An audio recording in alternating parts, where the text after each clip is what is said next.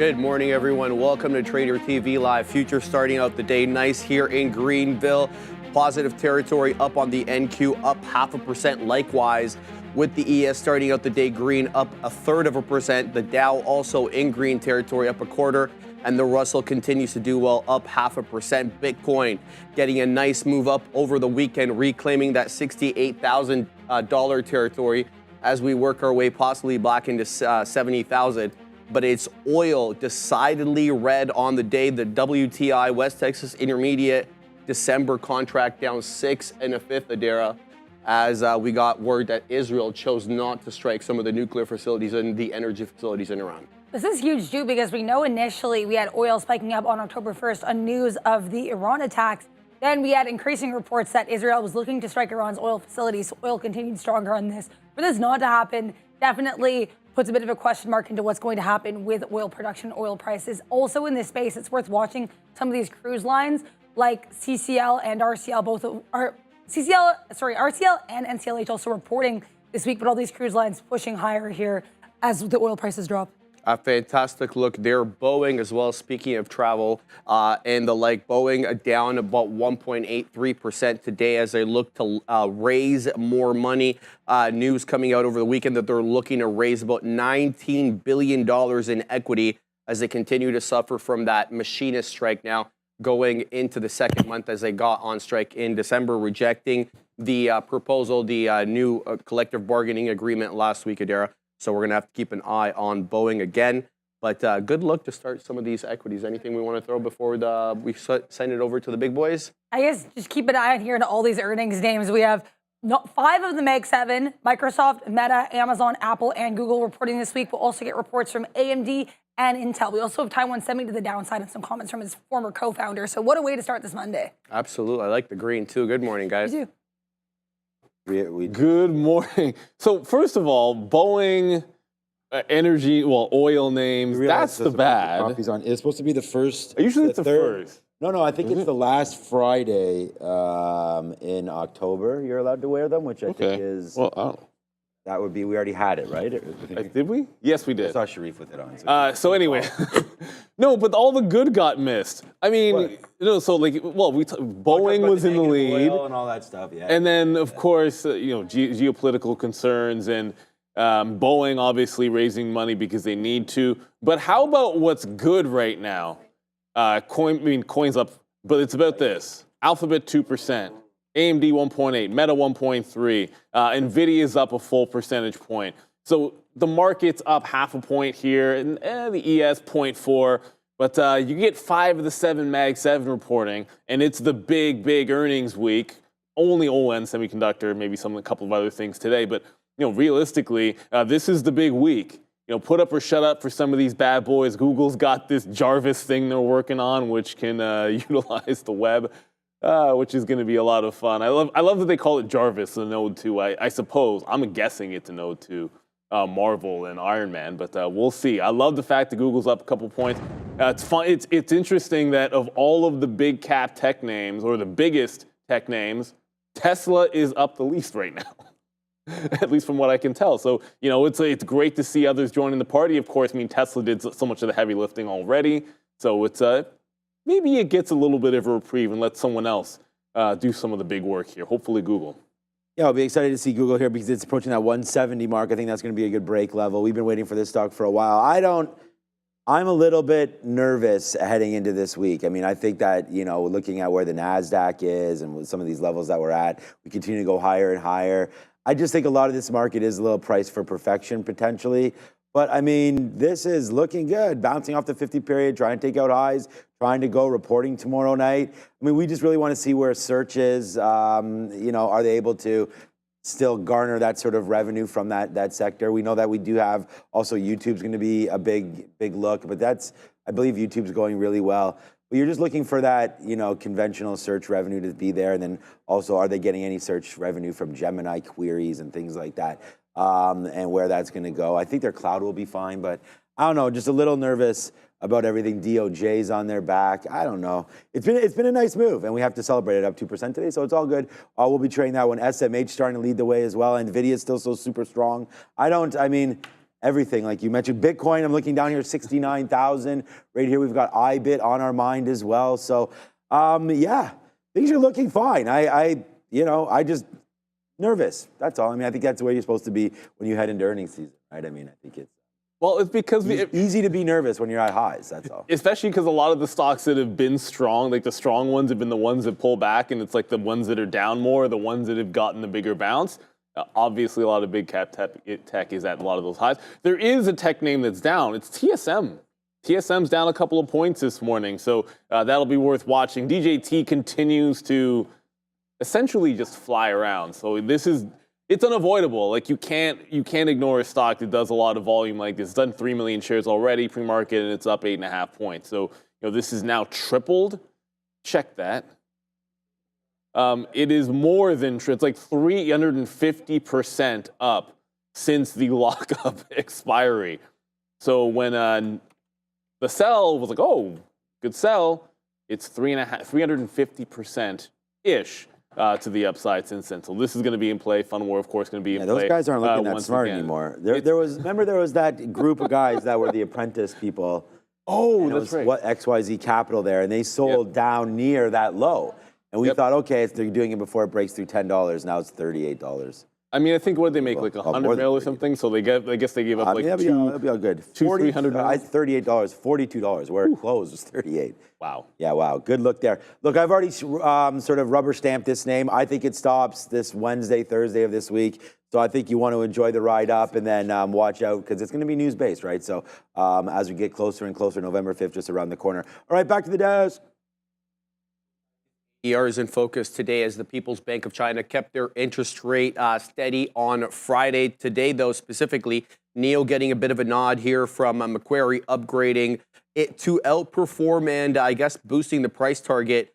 I believe here, well, actually downgrading the ICE target, guys, from 820 to 660, but they did boost the rating from neutral to outperform. No real details right now about that. Were you able to find anything specific about? I wasn't able to find much here. Apparently, it's Hong Kong listed shares for NIO are down 40%. U.S. listed shares are down 42%. So that's year to date. In this last quarter, maybe we'll get a little bit of a boost here with this Macquarie upgrade. I'm also unsure of when they're reporting. Usually the Chinese ADRs report a little bit later in the earnings season. But yeah, NIO, I know ZK was down this morning as well, Zeekr, which was a newer entrant to the Chinese ADR situation. So keep an eye on all of these ADRs.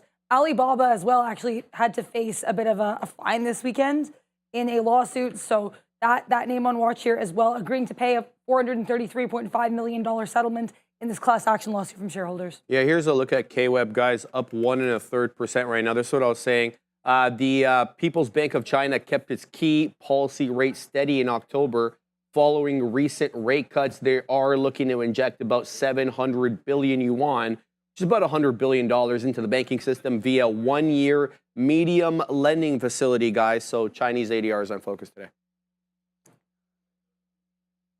They gap up, they gap down, they pretty much, I can't remember, I mean, it's very rarely, I shouldn't say I can't remember because it does happen from time to time, when you get the Chinese ADRs that are the exact same price where they closed in the US session, but it has happened, but a little bit of a bottom seems to be being made on some of these names. Alibaba almost got to that 50 period SMA there. We talked about, okay, where is it going to be healthy to pull back to? 100 was a round number. It tried that. It did a nice little bounce into 105. But the prior high was 90. And if you looked at when it broke out that 90, first support was 94. 50 SMA was 94. Not sure we're going to see that one today, and barring something crazy, it's the $100 level that can come right back into play. I just feel like if you lose a prior high, it's usually trend down. And if this gets above 100, almost let it fly. But I think the bounce off that 50 period might be in, and it was Thursday, and it missed it by about $1 here on Alibaba. I still like them for the long term. Obviously, to me, this was a different name than just some of the other Chinese ADRs because it was a bit of a value play as well. And personally, I'm not looking to get anything out, but I'm looking longs now off this 50 period. Little reversal. Just wanted to break that trend line. And you guys mentioned NEO. Hey, NEO is alive and it is holding 5. which is about the best thing that it's done in a very long time. So another bounce off the $5 level. And holding 5. I don't know. This man's alive right now. How was your weekend? Randy. That's what I'm What happened? Tiring. Raking? Leaves or what? You said we had the mulcher. You mulched it up? Well, you still got to Yeah. rake it. You probably have a leaf blower, no? See? I thought you were talking about this with my dad. Hardcore. We were actually show some pictures. We were raking up leaves this weekend. It was really fun. And then she was jumping in the leaves, and it was a lot of fun. Always fun. Yeah, with the red leaves. That's all about. Yeah, we're gonna have those bananas, but Things I already Yes. grabbed one, so I got Yes. I'll take one. Boom. all right. So I was actually thinking about probably I might just do it. I'll probably buy back some Alibaba today. So we sold half of our position at 117. It's down under $100. I think if it breaks above $100, that should just maybe I'll put it a trigger into my account, get long, buy those shares back, make 17% in 2 weeks, and get back into a name that I like. So I like Alibaba. Okay, so I was, we made some great trades on this last week with FXI. It's not really moving around too much, and it's kind of at these levels. But again, if some of these names are going to be up 1.5%, 2%, then I think it's worth buying something down here if we dip in. I just didn't have it as a great idea for the. I think it's the best. I think it's one of the best ideas. I just don't think it's going to happen necessarily. The market's up 0.7, ES up half as well. FXI sort of cruising, but I like this. I really, really like this level down here. It's funny because we were just talking about FXI on Friday, and I asked Michael about it, or maybe it was last Monday. I can't remember which day we talked about it. And now we have to throw it over to him, and I'm on it again. But I'm not on it that much. But that time that we were last week, we nailed. And we had Michael on, and we nailed these bottoms. We were buying these 50s, and it didn't go up that much. I mean, we got at most 80, 90 cents on it. I mean, and then this dip buy, it must have been Friday. It had to have been Friday because we had this move down and then up off of 31.50. It's right on my sticky note right here. 31.50s here from Fridays. As I look at SoFi on Friday, $11.15. That's also moving around. But yeah, so if FXI can come back in just with some of this China, but again, I'm only talking about it because we've talked about Alibaba and things like that. I think we have bigger fish to fry today, and we're going to be looking elsewhere. But if FXI dips down into that level or Alibaba hangs around $100 for too long, I think it's worth looking at it. But without any further ado, it's the man who I just mentioned. It's Michael Noss. Yes, sir. Michael Noss, chartered market technician, our favorite chartered market technician from the eastern parts of Canada. Good morning, Michael. I think we're going to talk some consumer discretionary today, try to make the case that the consumer is still alive and kicking, and get some data possibly here about, car delinquency rates going or payments going up, some credit card past due 30 days going up a little bit. So take heed in that case. But the charts, they're showing a bit of a different story. Well, yeah, and I always like to focus on the charts, obviously, as a CMT, just because I think that that data that comes out is usually a couple months old. And, how is it generated? All of that. For me personally, it's what we see in price is going to be the most important thing.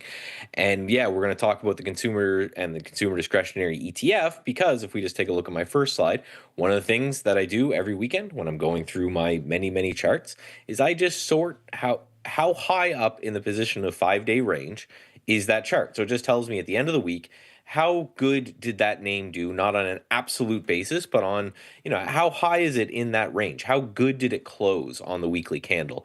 And you can see solar and natural gas. Solar is something I might talk about a little bit later. That's starting to shape up a little bit interestingly. But like Sharif just pointed out, XLY is the third name down. So that's the consumer discretionary. So for those who don't know, we'll go into the actual components of the discretionary, but it just means buying stuff that you don't necessarily need, right? We have XLP, which is consumer staples, which you don't see anywhere on this list. And that's buying stuff that you absolutely need. And then consumer discretionary, that's buying stuff you don't. And that ratio between the two generally ends up being pretty interesting. If I see consumer staples doing very well and consumer discretionary not, then I know people might be a little bit worried. They might be going and buying more General Mills and things like that. If the consumer is strong and consumer is discretionary is leading, then it means that other parts of the economy are getting more inflows and cash, and we need to take a look at that as well. So first chart I have is just a long-term zoom out view of XLY, which is our consumer discretionary ETF, and that's starting to look a little bit like a smiley face to me. Now, hasn't hit new all-time highs. We've had a lot of sectors that have already hit new all-time highs, but this one quite hasn't yet. So we have this big kind of smiley face, rounded bottom happening here. So that could be interesting if that ends up kind of going from a very long-term point of view. But if we zoom in a little bit closer on the next chart here, you can see a pretty nice looking bull flag, just a nice push from 180 to about 200, and then consolidating sideways for a number of days or weeks. A little bit of a breakout on Thursday, some continuation on Friday. That topping tail might be little bit iffy, but we'll see, if that results higher or not. Now, next is just the what's in consumer discretionary, right? So this is one of those things. Again, I say this all the time. They have to tell you. So all you have to do is type in whatever ETF it is and holdings. It will take you to that ETF provider's website, and they have to list their holdings. I think they have to update them weekly, I believe. So it will just show you what's in there. So it's very easy to go and look and see. You can see Amazon with 22% weighting in the XLY, or the consumer discretionary ETF. And then we have Tesla with a 15% weighting. So between the two of those, that's not most, but that's getting pretty big there.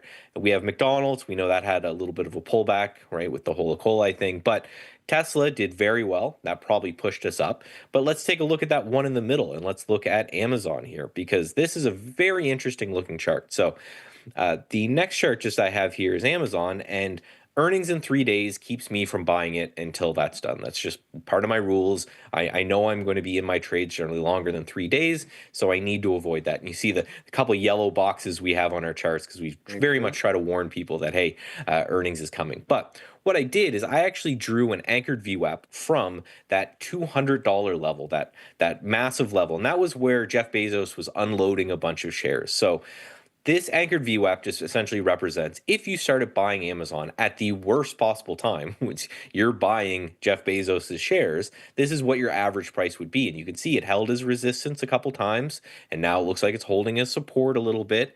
And we've got this wedge going on. So ideally, you'd want to get to that 200 point and make sure that Jeff Bezos is not going to be your overhead supply.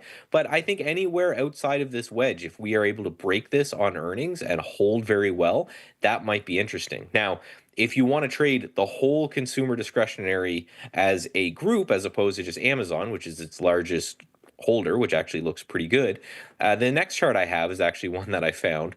And it's just called WANT, W-A-N-T, which is funny. There's just more and more of these ETFs popping up everywhere. So for me, they become more and more of an interesting vehicle. This is 3 times the XLY. So XLY goes up 5%. This one will go up 15%. And it uses that entire sector, that entire basket of stocks, with just some caveat being that these things are going to degrade over time. I always want to give that warning. They use options and they use derivatives in order to make it so that they're more volatile. And that volatility, or those options, are going to decay over time. So if you zoom out on any of these 3 or 4 times leverage crazy guys, you're going to notice that they move down over time. So that just means they're for short-term trades. If you think that this breakout is going to resolve higher and we're going to get that all-time high push in the XLY over the next couple days or couple weeks, this might be a good vehicle for that. However, if you're trying to just buy and hold an ETF for a long period of time,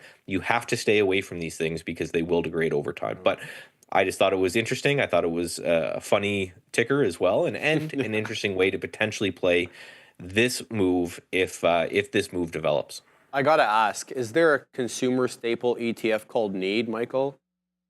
Oh, That would just be bang on. No, serious that would question be amazing. though. Serious question. Is there a counter trade to this? So if discretionaries are doing well, by kind of experience, is there another group that you can kind of take to the other side?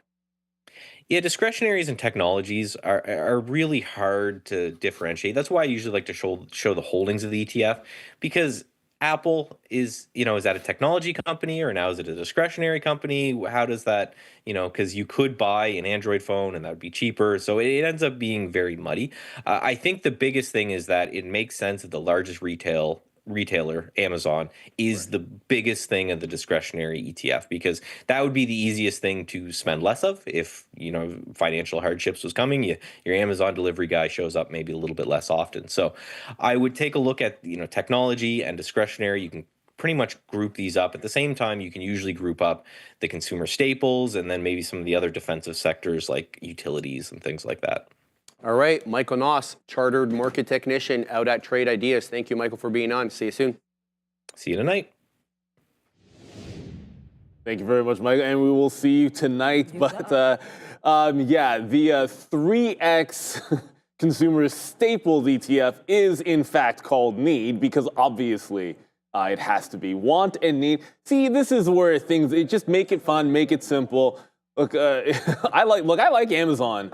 And I don't know if at any time I'm buying or using less of it. We were just sort of saying, I find it's just more and more and more. And I get it, earnings this week for 5 of the 7, Mag 7, make it a little bit tricky for swing trades. But I think we can see a little something happening at the 190, at least before the earnings on Amazon. Like every single time, you have wick highs only above 190. So that's been rejecting. I mean, if in fact, look at the way that it rejected on Friday. So you're getting these rejections at the $190 level. I think you just need to hold a bid over 191 and then you're good to go.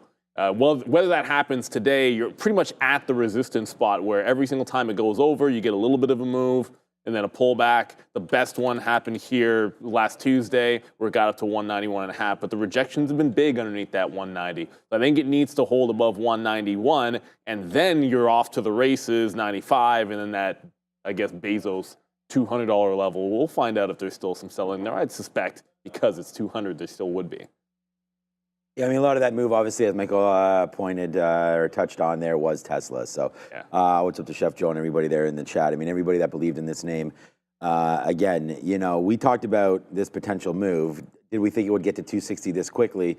I mean, we also said that we were getting to there here, and we almost got and fell back through, and now you're just here again. So this is part of that whole thing. Like I was saying, what's up to Hamster and everybody there in the chat about how I was getting a little nervous. It's just there's many names that seem to be priced, right back to July highs or year highs, and Michael just showed us the XLY as well, trying to top out there. I mean, pretty choppy here this morning. We'll talk about Tesla. It's going to be on the board, but it is going to be one of the number one ideas here for me today. We talked about playing back to VWAP. I think that could still be done as well. And this 266, 265 area, something in and around there, great holding spot as the NASDAQ continues to rip higher. Like unbelievable move again here. What we're looking at with the Qs. And we'll talk about all this when we get back. Let's go over to the screen here and figure out what's on upgrade and downgrades for today.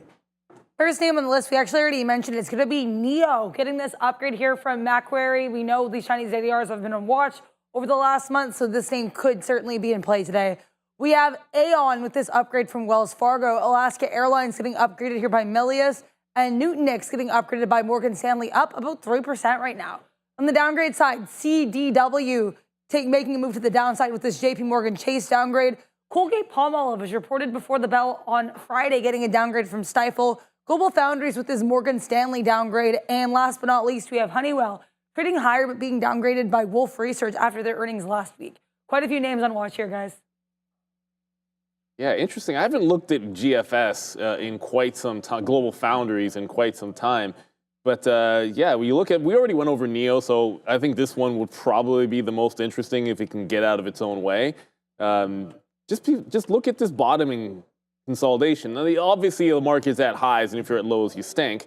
But we like rounded bottoms around here. And if you've made a bottom distinctly and a long consolidation, that's going to set up some possible breakout trades as some things try to play catch up. Like you look at this 42 that just keeps projecting over and over again, and the 50 periods there. Yeah, close above 42. This one looks at least not bad, but I'm just not terribly interested in GFS. Its volume is pretty bad. We already mentioned NIO holding that $5 level. And I think if you look at last week's resistance, Oops, I drew that in there. If you look at last week's resistance, there's 35, there's 35, there's 35. Technically, that's 2 weeks ago, but every time it's traded at 535, it's essentially been a sell for the last week and a half.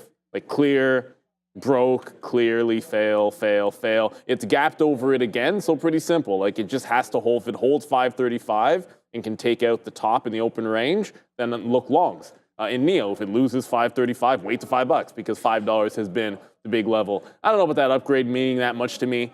It really is more about the fact that we're bouncing off the 5 and the rest of the group is higher. So, NEO going to be on watch over under that 535. And if it loses 535, you got to wait for this to make a bit of a bottom because it's been closer to $5 almost every time. I was just looking here. DJT continues to go up now 11.5% on Friday, now up 8.5% today, up to 42.20.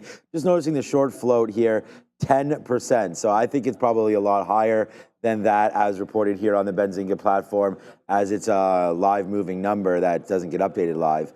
But they're, you're really starting to go here on DJT again. So I know there's some people maybe tuning in for the first time. This is looking like, again, if I'm saying that there's going to be a couple more days, what I think anyways, and then it settles down into Thursday, Friday, and then I think selling into next week just because of the event, the election. But anything up here around 50 would be absolutely fantastic. And like I've said here for a few weeks, I was like, it would be not advised from me anyways to be short. And so far that's been, completely right. And I just feel that at some point, we will come back down. That's obvious to say. I just think it's going to be like I said, later on this week. So I still don't think there's a short here today. I think people will get squeezed. And then I would say up to 52.50. I think if you start to short it in and around these levels, I'm more confident that you're going to be right. So that's what I would be looking at there for DJT. But as far as going long, pullbacks into $40, why not? Into this little top that we couldn't break, 39 and change. I think it's well worth it here for DJT today. So another name moving around with it, of course, would be Funware. And, that's another name that we can go long. I wouldn't go short any of these, like I said, until we get a little higher. 14 or 15 would be the target here for Funware. But again, this name up to 12%. So they're all continuing to go here. I don't like them for long term, but I think they're great for day trades. So we'll watch Funware and DJT today. Delta and CrowdStrike, another pair to keep your eye out on today, as we got word Friday that the lawsuit was moving ahead. That is, Delta was going ahead with this lawsuit against CrowdStrike for the 7,000 plus flights that it had to cancel over 5 days in July. Over 8.5 million customers were not able to fly, so it was a bit of a tougher look there. Not much in the way of price action to the downside right now for CrowdStrike, only down 0.13 ADR. So what's the look over here?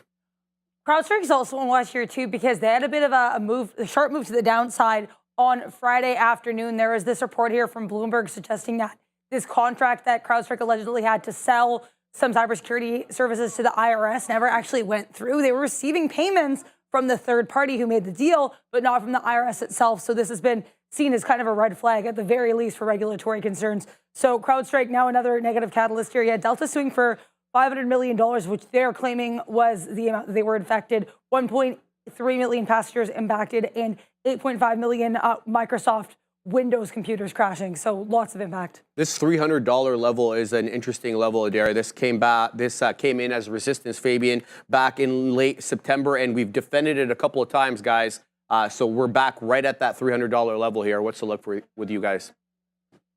Yeah, I'm worried about this fact that, look, we just lost a 200 period on CrowdStrike. The lower high that got put in here, that's kind of like you were clearly trending higher. And I feel like now you got this little bit of a pullback into a flat bottom. So that 300 that Sharif mentioned, it feels like if we lose that again, you're probably headed back in for that 280. I'd like it clearly to get back above that 200 period moving average before I'd be looking overly bullish in CrowdStrike. I just, I look at this and then I look at Palo Alto. And ultimately, like Palo Alto, nice dip, continue the trend higher. It feels like it's been performing a little bit better. Now, granted, this did also fail. How many? A lot of stocks have done this in recent. Like you've gotten to like a 52-week or an all-time high, and you've gone into a pullback. And then the only question you need to ask yourself is, does it stay on trend? Stays on trend, and if it does so, then a breakout of that high. Just feel like that's incoming here for PanW a little bit more than that CrowdStrike. So I'm a little bit worried. I'd like to see it, but if it gets back above the 200 period, I think it's going to loom for a bit of a breakout. But I want that to calm down for a couple of days after the action on Friday. I think PanW is the one that's headed for a breakout sooner. I just continue to have CrowdStrike in the long-term account, and I didn't get any. I wasn't even into this name until we had that breach there, that break. So it was actually not even a breach. It was the update, the software update. So unfortunately, that caused a lot of issues. Was able to get long down here. Do not have anything near 220. We're long at 260 and change. So that's been a nice move, but it is still bouncing off of the 200 period moving average. So, there's like an ETF like Hack right here. We've talked about this a couple times with Michael before on the show. This is another cybersecurity ETF. But as Neil mentioned, I've been in this name probably for 15 years.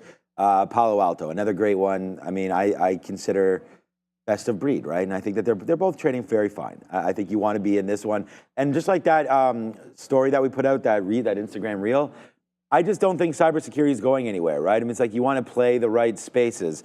Cisco could be interesting. CSCO. I mean, there's lots of cyber names that are out there that could be pretty good. This is an older name that's actually had a huge move up over the last couple months, and that's Cisco, that was sort of left for dead as old tech right there battles back. We've seen IBM. IBM got hit on their quarter, but Fortinet could be another great name in cybersecurity, as a lot of these names just are going to be talked about as the world becomes more and more unstable. I don't know. I just think that it's the right space. I think cyber is a great space. And then we talked about data management. We've seen Palantir, although Palantir today, wow. I mean, it's on the sticky note for dip buy opportunities. This name is selling.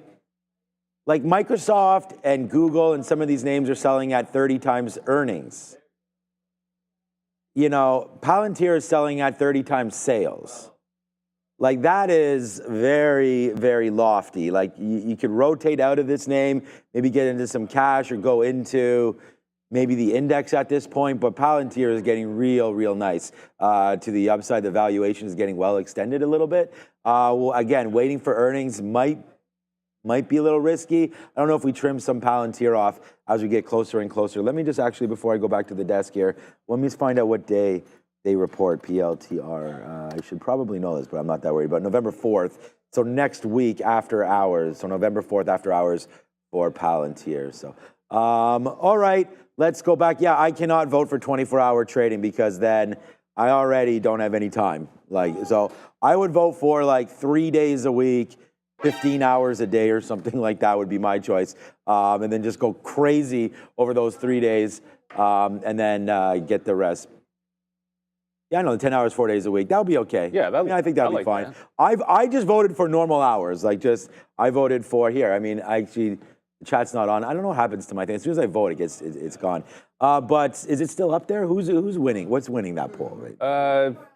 24/7 is winning. 24/7 is 24/7 winning, 6.5, 5 days, which is what we already have right. And see, like there should be like a extended for 5. Like it would be interesting if it was like an extended one for 5 days a week. But yeah, 10/4 would be interesting. I mean, obviously now that you are going to, the Nasdaq's everyone's going to follow this blue ocean, so we are going to get a little bit more. But I don't know, 24/7. Yeah, it'd be challenging. It would be challenging, but crypto does it, so it can work. Oh yeah, well, it definitely would work. It's just, all the moves would happen during, East Coast business hours and stuff like that anyway. Well, so it's kind of like, there's actually no point. 24/7 would actually ruin the market, actually. It would kill it the way we know it today. So for me, it would be pass. Yeah. You need the open volume and the closed volume and all the liquidity. All right, guys, let's have a look at the futures. At ES already up nicely to start the day, guys, up 0.6 right now as we defended that 58.50 support level that we've been putting in for a few days. We're still below that elusive 5,900. We took it a bunch of times last week, but really unable to close above it. So we'll keep an eye on that 5,900. We'll use that as our resistance level for the day, and then we'll use that 5,850 as support if we break down. All right, guys, make sure to get the watch list every day. Adair prepares it, and we all use it on the big desk over here. No good morning routine is complete without that watch list. It tells you what things are moving, why they're moving, and it helps you organize your day. So make sure you get that sent to your inbox every single morning. All right, let's start with the first one on the docket right here. We're going to start off with big tech. Specifically, let's have a look at Google. It's up over 2% in the pre-market over here. And I was reading an interesting report about Google's upcoming earnings and the expected contraction of their U.S. Ad share revenue is supposed to fall to below 50% for the first time in 18 years. They also face the risk of breakup as the Department of Justice and the Federal Trade Commission look to get things under control over there. Amazon, TikTok, said to be some of the companies that have been taking market share from their ad revenue Adair. But you've got an interesting development that happened over the weekend. Yeah, we had the information reporting that Google is working on this AI system known as Project Jarvis. This is apparently operating on a future version of Google Gemini and also will function exclusively here, apparently within a web browser. Basically, the system is going to help handle research, shopping, and booking related tasks, things like that, for the users of Google. So that could be an interesting update to be aware of here. Again, though, not confirmed, just reported here by the information over the weekend. In terms of other Mag 7 names, we have Tesla, which we know performed very well after its earnings. This one got a price target increase to $298 from Canaccord Genuity. So if we're going to use that as a benchmark for these Mag 7 earnings reports, this could be a huge week. We have Google and AMD, with not a Mag 7, but still big tech, reporting on Tuesday after the bell. Microsoft and Meta Wednesday after the bell. Thursday after the bell, we'll get Apple and Amazon. So huge week, and let's see if we have any follow-up to that Tesla rally. No red names, guys, in Mag 7 world. What's the look on your end? Doing what, well, it's not going, no one's going to do what Tesla did, just in terms of like the explosiveness. I shouldn't say no one. I mean, there's names that do 20% in earnings season. I think you're less likely from the Mag 7 that you're going to get that. I would love to see Google do it, but Jarvis is a cool name. I think, obviously, a lot of these, and we showed you guys Amazon's charts where you've been in a distinct range for a while. Well, at least Google here, up to 2 points, is looking to break it out off of that range. So a couple of things. Last week, 166 was the resistance, and then you can see clearly, like, if we take 170, that's the last spot here in this long consolidation that Alphabet's been in, where it's really only been like a month. It just seems like it's been longer. So it just feels like it's a long to me. Obviously, it's a huge dip to 166, which is insane. Let's forget about that for a while. But you had 168 resistance as well, and that ends up being your pre-market low. So I want to look first back in here into these prior highs. And if we lose the pre-market lows, then it's just about patience for that bottom of the gap. But I still think if we're going to break out the top, that 170 is going to be in play as well. So I'm really just looking longs on Alphabet. If we lose the pre-market low, which is that 168 support level, then got to wait in for that 67. It's been a long time that it's been in this consolidation, but I would remind you of a stock that did something very similar, and that was Microsoft. Now, ultimately, there we go, did something similar at the 50-period moving average. Didn't last as long on that consolidation, but a similar one. And when it broke out the top, the day that it did, you took out that 421, went all the way to like I think it was like 429, 430 was that actual high. And it's still gliding higher. So that's what I'm looking for out of Alphabet today.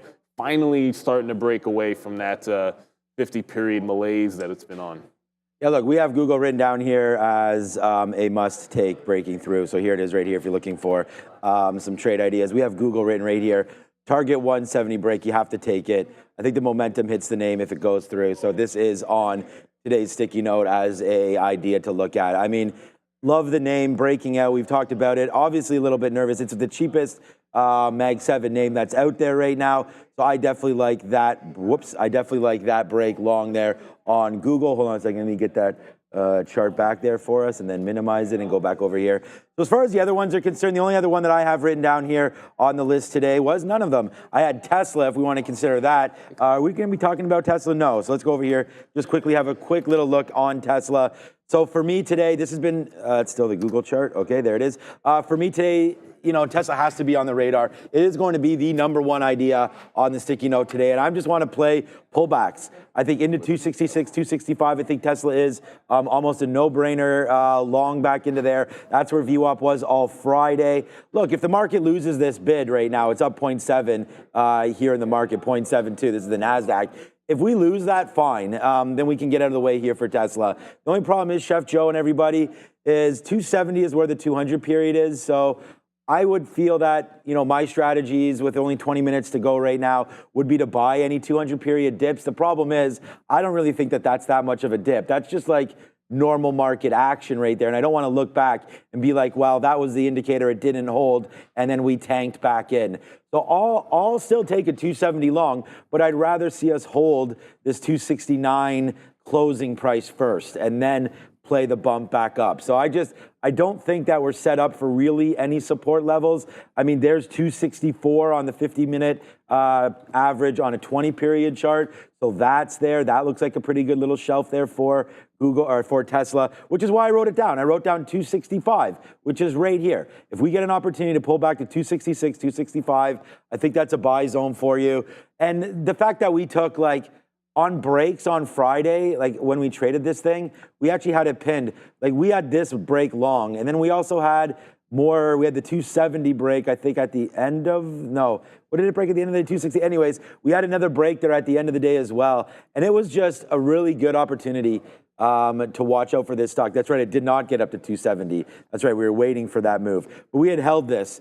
So the idea here is able to reload. We reloaded it right here and right here on Friday afternoon. So remember, we were getting long, we broke VWAP, and then we reloaded it there. So for me, Tesla just continues to be a really solid technical name, and a name that, you know, quite frankly, we talked about this going higher, and it did the move. So I think you got to still support this name. Elon's now net worth over 280 billion or something like that. So congratulations to that, and I think Tesla keeps working from here.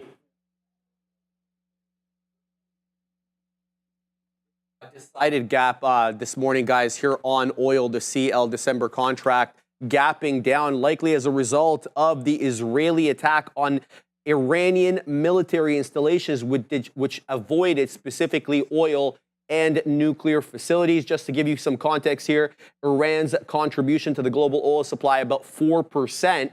But it's not the only reason oil is down. Looks like Canada, Brazil, the U.S., Argentina, Senegal, all increasing productions, helping add to that oversupply. So below $70 we go here or there.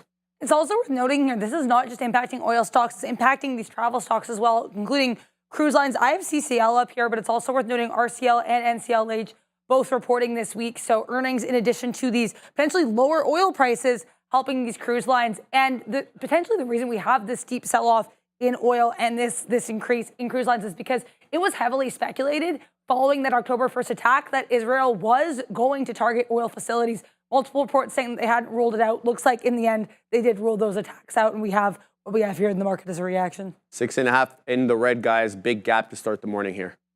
Yeah, just one thing here. ON Semi, after the report, is down 5% despite beating top. They beat on the top. Looks like they beat top and bottom line on both. And the guide looks like it was pretty solid, pretty much right in the midpoint.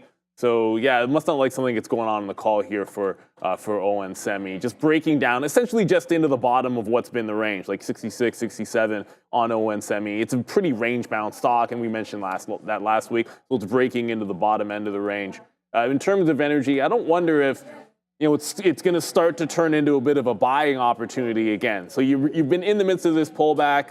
Just because there were no supply disruptions yet, that doesn't necessarily mean that you're out of the woods for that. But I look at an XOM, which is one of the stronger names out there, and now that it's breached the 50 period, you can see where it's been bouncing in that 110 area and that 200 period moving average, another wick into the 200 period. So I think just one more push down and you're going to test this 114. And this is where this one looks like a bit of a buying opportunity, I think, for XOM. So I'm going to have this on the radar. I don't know if you get there today. I feel as if you had the news in the weekend, we made the gap down, and you're really going to follow through another couple of points to challenge this 14, especially when it's been breaching the 200 period and then curling. I think you just got to be patient, but I think maybe today or tomorrow, tomorrow or Wednesday, I think you have a decent chance of bouncing off this 200 period, where I'm going to be looking for some buying opportunities in specifically XOM. All right. I was just looking here and thinking percent move XOM. Okay, so I was just looking here at XLE because I was thinking, again, about buying some more of this on this move. I really like XLE. And there's the break back in here, and it's getting into, again, more support. Like we talk about it every time it comes back into this area. So I think like 86, 87, we're getting really close to that coming in through right now. It's 87.75. Nice move back in right here. These guys pay a dividend. It's up 7% this year. I like XLE. Then you get a little piece of the mall. And as Michael said, you could just Google to find out which parts are in here. But XOM's a good one there. I don't necessarily own too much of these individual names, to be honest with you. Dividend is nice, but at the same time, Randy was here. We talked about when it was down here at the 200 period moving average. Your rate ticking right down to here to 116 right now. So you're getting pretty close. So if you like the name, I mean, that's at 114 for the buy. And it's just like, can we just cross our fingers and hope that maybe, the fact that they didn't attack some of the nuclear and some of the energy bases there, that's a good thing. And hopefully maybe they can come up with, I don't want to say the magic word of a ceasefire or anything like that, but maybe that does bring oil, which would be great. Maybe that would bring oil down. And I mean, let's just not get it confused here. If there is no recession and China's going to do well, oil and energy is going to be hot for a minute. I mean, you need oil in production. We could talk all about EVs and this and that, and they're going to rule the world, but that has nothing to do with, plastic products and all this kind of stuff that we need to continue to make, and what the ships are running on and the planes and everything. We talked about great point by Adair there with some of the cruise lines. I mean, RCL just continues to make huge moves. So does Norwegian. I mean, this is a $200 name. This Royal Caribbean chart looks absolutely insane. I mean, this is like, there's really no, sure, that must have been earnings there, but huge pullback. That's August 5th. But look at this. I mean, you're ripping. This in January, this name was $118. So you've added a C note right on top of this one as it continues to go higher and higher and higher. So, these names continue to work. All right, we still have a lot to go here. We've already talked about Boeing, but let's go find out the story. Raising some money, Katina, man, to the tune of about $19 billion to bolster the finances impacted, obviously, by the labor strike for their machinists. They're looking at offering about 90 million shares of common stock and about $5 billion in depository shares. They obviously need to raise capital in order to maintain their investment grade credit rating, which is at risk of being downgraded. They got to maintain at least $10 billion in cash, Adair. Otherwise, these rating agencies may not like it. But you've got a better twist to the Boeing morning. I do have a more positive twist here for Boeing. We have LATAM Airlines, which is a Chile-based airline. They're based here in Chile in South America. Basically, apparently purchasing 10 of the 787 Dreamliners. They've also now have the option to purchase 5 more planes. So 10 787 Dreamliners with the option to purchase an additional 5 planes from Boeing. It's certainly a positive story. It's also worth noting on Friday, we had a report from the Wall Street Journal that Boeing's looking to all float its space business or sell some of its space and aircraft-related ties. So interesting look there. Boeing continuing to be plagued by so many news stories. It's still down 1%, guys, but off the lows of the morning. It can prove it can close above the 50 period moving average. I think that level has proven to be a really good place to go short. So, you see that at 160. I think you look for a short there, a close above, and I think it's trying to make a convincing bottom. And the good news is, at least with this, with the raise, they didn't break 150, and it actually bounced a little bit here in the pre-market. So I think the next step before getting bullish on this is let it close above that 50 period, let it close above this 160, and then it can go breaking back into some highs. Until then, still in a downward trend. That means you see resistance and you wait for it to get to that particular price. It's not on my radar for a trade in here today, but the second we actually get that close above the 160, I'll be more convinced that a bottom is seemingly in here for Boeing, which, you know, if you've been guessing at the bottom, you've been guessing for a long time and been wrong. Yeah, look, so for Boeing, I don't really look at this stock. I own the stock, but I don't, I mean, I like to listen to it for news stories that happen like immediately when you get, you know, garner it in your ear. Like, oh, FAA is doing this or doing that, and boom, we can head right over to and trade it. But it's been fine. I mean, starting to make a move back to the upside here. We talked about that 150. I mean, Neil just nailed all the points there. It hasn't spent too many minutes below it. So I think it's a buy. I think, you know, all this negativity happening right now, the stock offering, raising more capital and cash and everything like that. You know, they're trying to stay afloat, and when they get the deal done, and hopefully there'll be some analysts that will start upgrading the stock. I think it's a long from here, and I don't think there's anything wrong with holding it against this 146 or 147. I mean, you're going to be taking their 7-8% worth of risk, you know, for a name that, I mean, I don't know what Boeing's dividend is these days. I have to check that up. But, you know, I think it's well worth it to hold it back up to here. Like, I think you can get into the 175 area. So that's $20 to risk 7. I don't know. I think it makes sense. You're a couple stories away from something happening, so we'll figure it out. All right, guys, let's have a look at crypto. Good move up already for crypto. IBIT up 3 1/3 right now. Donald Trump holding a rally at Madison Square Garden yesterday that seemed to go on for a long time. One of the guests that was speaking there was Elon Musk. Nothing specific in terms of policy was kind of raised anew yesterday, but DJT Dara up 163% up already on the month, 248% up from the lows. I know we're not mentioning we're going to mention DJT next, but kind of connected here. IBIT, as I mentioned, 3 1/3. Mara, MicroStrategies, they're all up over 3%. And one story here in the crypto space that's worth noting is just as we were about to reach that 70,000 level on Friday, we took a bit of a pullback. There was this report here from the Wall Street Journal that Tether, which runs the largest stablecoin or the most widely used stablecoin with a market cap of over $120 billion, was under investigation for violating sanctions here and some anti-money laundering rules. The CEO of Tether immediately came out and denied the allegations, but it's worth noting that's what caused a bit of the drop in crypto and related stocks around 2 p.m. on Friday. Let's see, though, if it continued this recovery. Holding 68,000 Ethereum, not looking too weak either this morning. No, and we're only like a few dollars below that 69,000 level, guys. 1 3/4. Yeah, well, when you guys started talking about it, we were above 69,000 very, very briefly there, and only just now eking its way beneath. Look, obviously, you know the lower high, the trend break, that pretty much anybody that pulls up a daily chart of Bitcoin is going to show you the same thing. You're in line for a break, and now the trend, 70,000 I think is going to be the big one, but 69 is where the trend lines up in here today. Does look like we have a chance to break that one out. Puts a host of names in play today. I got Coinbase on the mind. You hold above 69, and Coin is a simple, let's take out 14. It's got room to 220. The other play for Coin is, obviously you're rejecting 214. We're back underneath 69,000. If we simply hold the low, pre-market lows, I should say, at 211, pre-market low hold, breakout of the top is set up on Coinbase.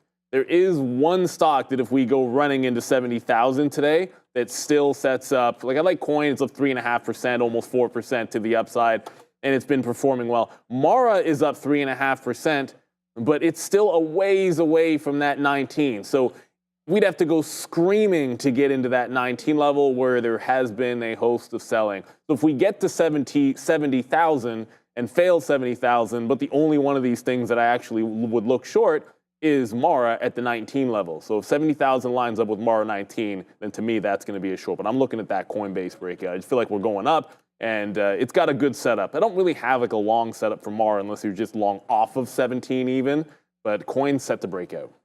Like right here again today, we have IBIT written. We traded IBIT amazing. I think it was on the short a couple days ago. We'll look at it again today, but this time for a long 39.50 breaking through. We got to watch out for Bitcoin at 70,000. I mean, if that happens, then I do really like this long. I already have the breakout order set in to take the trade, so hopefully that will be something that winds up happening right here for IBIT. So if we sort of zoom this back out for a 20-minute chart, you're going to see 39.50 right up into here. So that was a high from last week. We'll see if we can take that out. So it's actually 39.40, but we'll wait for it to take 50 and then hold out that weekend base. And you know, we might not get might not break 50 and then run immediately, but if it goes, it goes. The order's in there. So it's kind of going to be like one of those hands-off trades for me. If it hits it, it hits it. We've had some nice run-ups here lately in just some of the other names, like we see Dogecoin right there, up 6% in the last 24 hours. Yeah, 2% for Bitcoin, 1.3 for Ethereum. As we go, that Tether story seems to have been maybe nothing, as it's been holding steady as well there. Obviously, holding the dollar is what you want to see. Not too much movement off that, I'd hope. But then, yeah, just looking down here, 2.1 for Avalanche. We always talk about Solana, which is up here somewhere. There it is. So 176. I mean, that's huge move there. I'm getting ready to sell some more of that. But there it is, up 7% there for Solana. So it's really Ethereum over the last week that's been getting hit. I think it's one's riding on the back of the other here with Solana and Ethereum. So, all right, that's what, little look at crypto there. But I'm going to take a 39.50 break on IBIT. The order's already in, so I don't really have to look at it. Another strong morning for DJT, 7.7% in the green, looking to work its way into that $43 area. It's a little bit below 42. As I mentioned on the crypto segment, 163% increase in October alone, 248% from its record low at $12.15 that it put back on September 23rd. Big rally yesterday, as we mentioned, in Madison Square Garden for Donald Trump, as well as the betting markets, Poly Market, Kalshi, all really looking decidedly in Donald Trump's way. And I guess this is kind of a bellwether of it, Adara. Yeah, it's a really interesting way of looking at it, too, in terms of the level of investment or interest in Donald Trump. Be aware, too, as we have these rallies, there can be sell the news. With his interview with Bloomberg, we saw how when that interview ended, the stock moved to the downside. I have Funware's chart up here as well, PHUN. A lot of volatility on this daily chart, but generally a nice move from the upside from these lows. So keep an eye on PHUN and DJT. We also have RUM, sometimes moving in sympathy, and HOOD Robinhood could also be one to watch today. Now, apparently, they've entered the betting market for elections as well. So it's certainly worth noting, keeping an eye on any names related to Donald Trump, as we have only 8 days till the election, November 5th. Yeah, and it's already up over 1% since you and I started talking, Really? guys. What's the look? I know Joe Boo would only invest in Rumble, but I think if you're drink the rum. but if you're trading, you got to be DJT is just going to do better volume. So that's how World Series tonight, Game 3. Otani's hurt, man. Well, yeah, what did they say? I think he's gone for the series. he might. Well, it's not impossible. I think he'll probably try to give it a go because the beast. Yeah. But DJT is a beast. Slap a trend line on this, and it's just up, and sometimes I put it in there just for myself so that I'll have somewhere to look for on a pullback, because now that you're gapped up, you can save $40 all you want. But if it does pull back, I think looking at like 37, 38 is going to make some sense here today. That's just on the daily trend. In terms of the actual breakaway, you can obviously 40 was going to set up to be a breakout on Friday, and now that doesn't seem like the case. So I think allow it to maybe pull back in. When it gaps up, like here's the last time it gapped, it pulled back in a prior high. And so when I see that, it's not unrealistic to at least think 41 or at least think the 39 and a half. So that's what I want to be patient for. I want to be looking long, but I don't like it all the way up here for breakouts. Last time it gapped like this, it had a bit of a consolidation day, which still gave you $3 moves inside and out. We didn't mention the tech names, or the chip names here.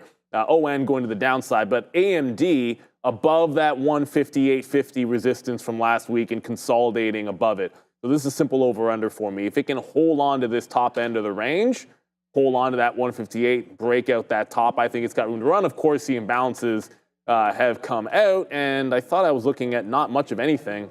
No, there's still not much of anything. But yeah, a bit of a dip down in there. As long as it holds 158.5, I like that one for longs here. AMD, couple of points to the upside. Well, 1.5. It was 2% at one point. All right, so less than 2 minutes to go. Adair is in green, so we'll see what that can matter here or not. DJT is pulling back, but not really. 42.50 into $42. I still like that short up here. I agree with Westermeyer and everybody there in the chat. I don't know what the long-term value in this is, so that's why I think that commenced the shorting, and I think in the next couple days. So for me, it's a short, but I don't want to really go short until it all settles, because there's that $52 to $54 level there for DJT. So yeah, here's the imbalances. Not much happening there. I do have, as again, hopefully a big trade alert coming through here for AMD if it does break. I like the 160 to break it, take a small piece through 160, and then take even more when it gets through 161, as they have earnings tomorrow night. So I really like AMD there. We wrote it down small long at 160, confirmed on a 161 break long. So that's going to be definitely a name that I have on my radar. I want to be watching this one for a minute, and it just needs to just get going a little bit more. There's going to be a 161 up here somewhere that you'll be able. There it is. So almost exactly where we had it before it started updating. But right there, I like that sort of a confirmation break. But I think the 160 enough should be psychological enough that we should be able to get it to go, and then hold that, and then we'll figure it out. And then the 200 period, which we always like, is down there at 158. More like a 157 if we're really going to get fancy, because that's where we closed on Friday. So, all right, with only 30 seconds to go, China names, maybe we'll watch out for NIO. I think that's a little bit of a would rather short that one than go long, despite having good names behind it. We're looking for a Google break of 170. This is all on Sticky Note. Go find it. Palantir to 45 again. Wow, it's going to be an exciting one. There's so many things to trade. But Adara, with only 10 seconds left, the bell is not even down. We will not be ringing the bell, I would not imagine, today, unless you can reach it. She can make it. She can do it. Fabian and Ramin, everyone a team over there, 2-1. All right, thank you, Adara, and everybody for getting that one done. There was no problem ringing that bell. Okay, here we go. Nice little pullback for AMD early as the NASDAQ is making that move down. We'll wait to pick something up on Palantir, and we'll wait to pick something up on potentially Tesla right now, but not trying to catch falling knives this early. Yeah, Tesla has a habit. Actually, Tesla hadn't broken pre-market lows since those earnings, which is only a couple of days, and it just went right into that 269 level. So it looks like those prior highs look like a nice little base to work off of. AMD just dipped and held 158. So far, so good for AMD. At least, well, check that. It actually broke 158, unless that's a bad wick. But it's holding back above that 158 now. Coinbase is making the break past 214. I did not get in on coin. Let me see if I get picked up. No, I crossed a 9, then we didn't get it. That whole crossing less thing. Well, sometimes you get it, sometimes you don't. So we're going to see if we can get in above Coinbase at that 214. You're right at that 69,000 on BTC. As coin's now challenging for that 215. Wow, NVIDIA's down at 142. So the fact that AMD is holding 158 is at least a decent sign. But you're getting a bit of a pullback in this market. The chip names pulling back in there. Remember, ON reported and did not have a good look after this call started, I believe. Yeah, so we're doing quite well here on Palantir. We were able to pick up some dip buy opportunities on this name. We're long down here at 80. It is 20 cents in the money, which is pretty good, right? I mean, depending on how many shares you have. Nice little move upside now for Palantir. Trying to break through 45, just had another trouble spot there. I'll offer some 94s. I'll offer again some 99s, offer some 97s, and then we'll wait. Now let's see if we can break higher. I am at 05, and then let's put an offer like in and around 10s or so, see if we can get something. But if this breaks back down below, the market is not reacting well right now. Nope. So I'm gonna get out if we break through this 50 level down here, 45.50s on Palantir. So let's wait to see if that does come in. We could take an L on this. That's why we just emptied out a little bit more up there near 45. Here comes PLTR right back in again. What's up, Adara? Keep an eye here on Evoke Pharma, EVOK. This company trading higher after announcing positive results for its study with GLP-1 data being used for users with diabetic gastroparesis. So positive GLP-1 application data there for EVOK, which has a float of 750,000 shares and a market cap of $4.35 million. So very small float for EVOK, guys. EVOK going. By the way, the chip names really started to go to the downside just now. So it did get coin on the way back, not on the way through, but on the way back in. It just held to 214. It went up to half. We're actually underneath 69,000 on Bitcoin. So that push into 15, we didn't get a break of 69 into 70,000.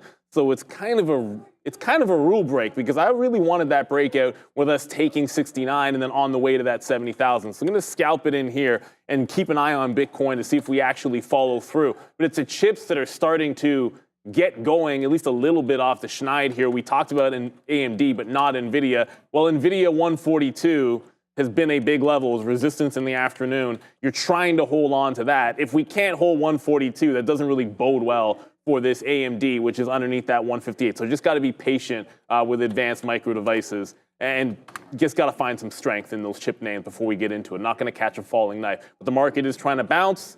Alphabet's trying to hold that pre-market low. I like the 168 hold, but it's not really holding on to that level. Didn't really love anything to that south side at all. So just going to have to be patient here. Coin is through 215, but Bitcoin just only regained that 69,000 level. So now all of a sudden it's looking a little bit better for some continuation longs. Only in one name, so far so good on Coinbase. Just got to be patient when it comes to these chips, it looks like.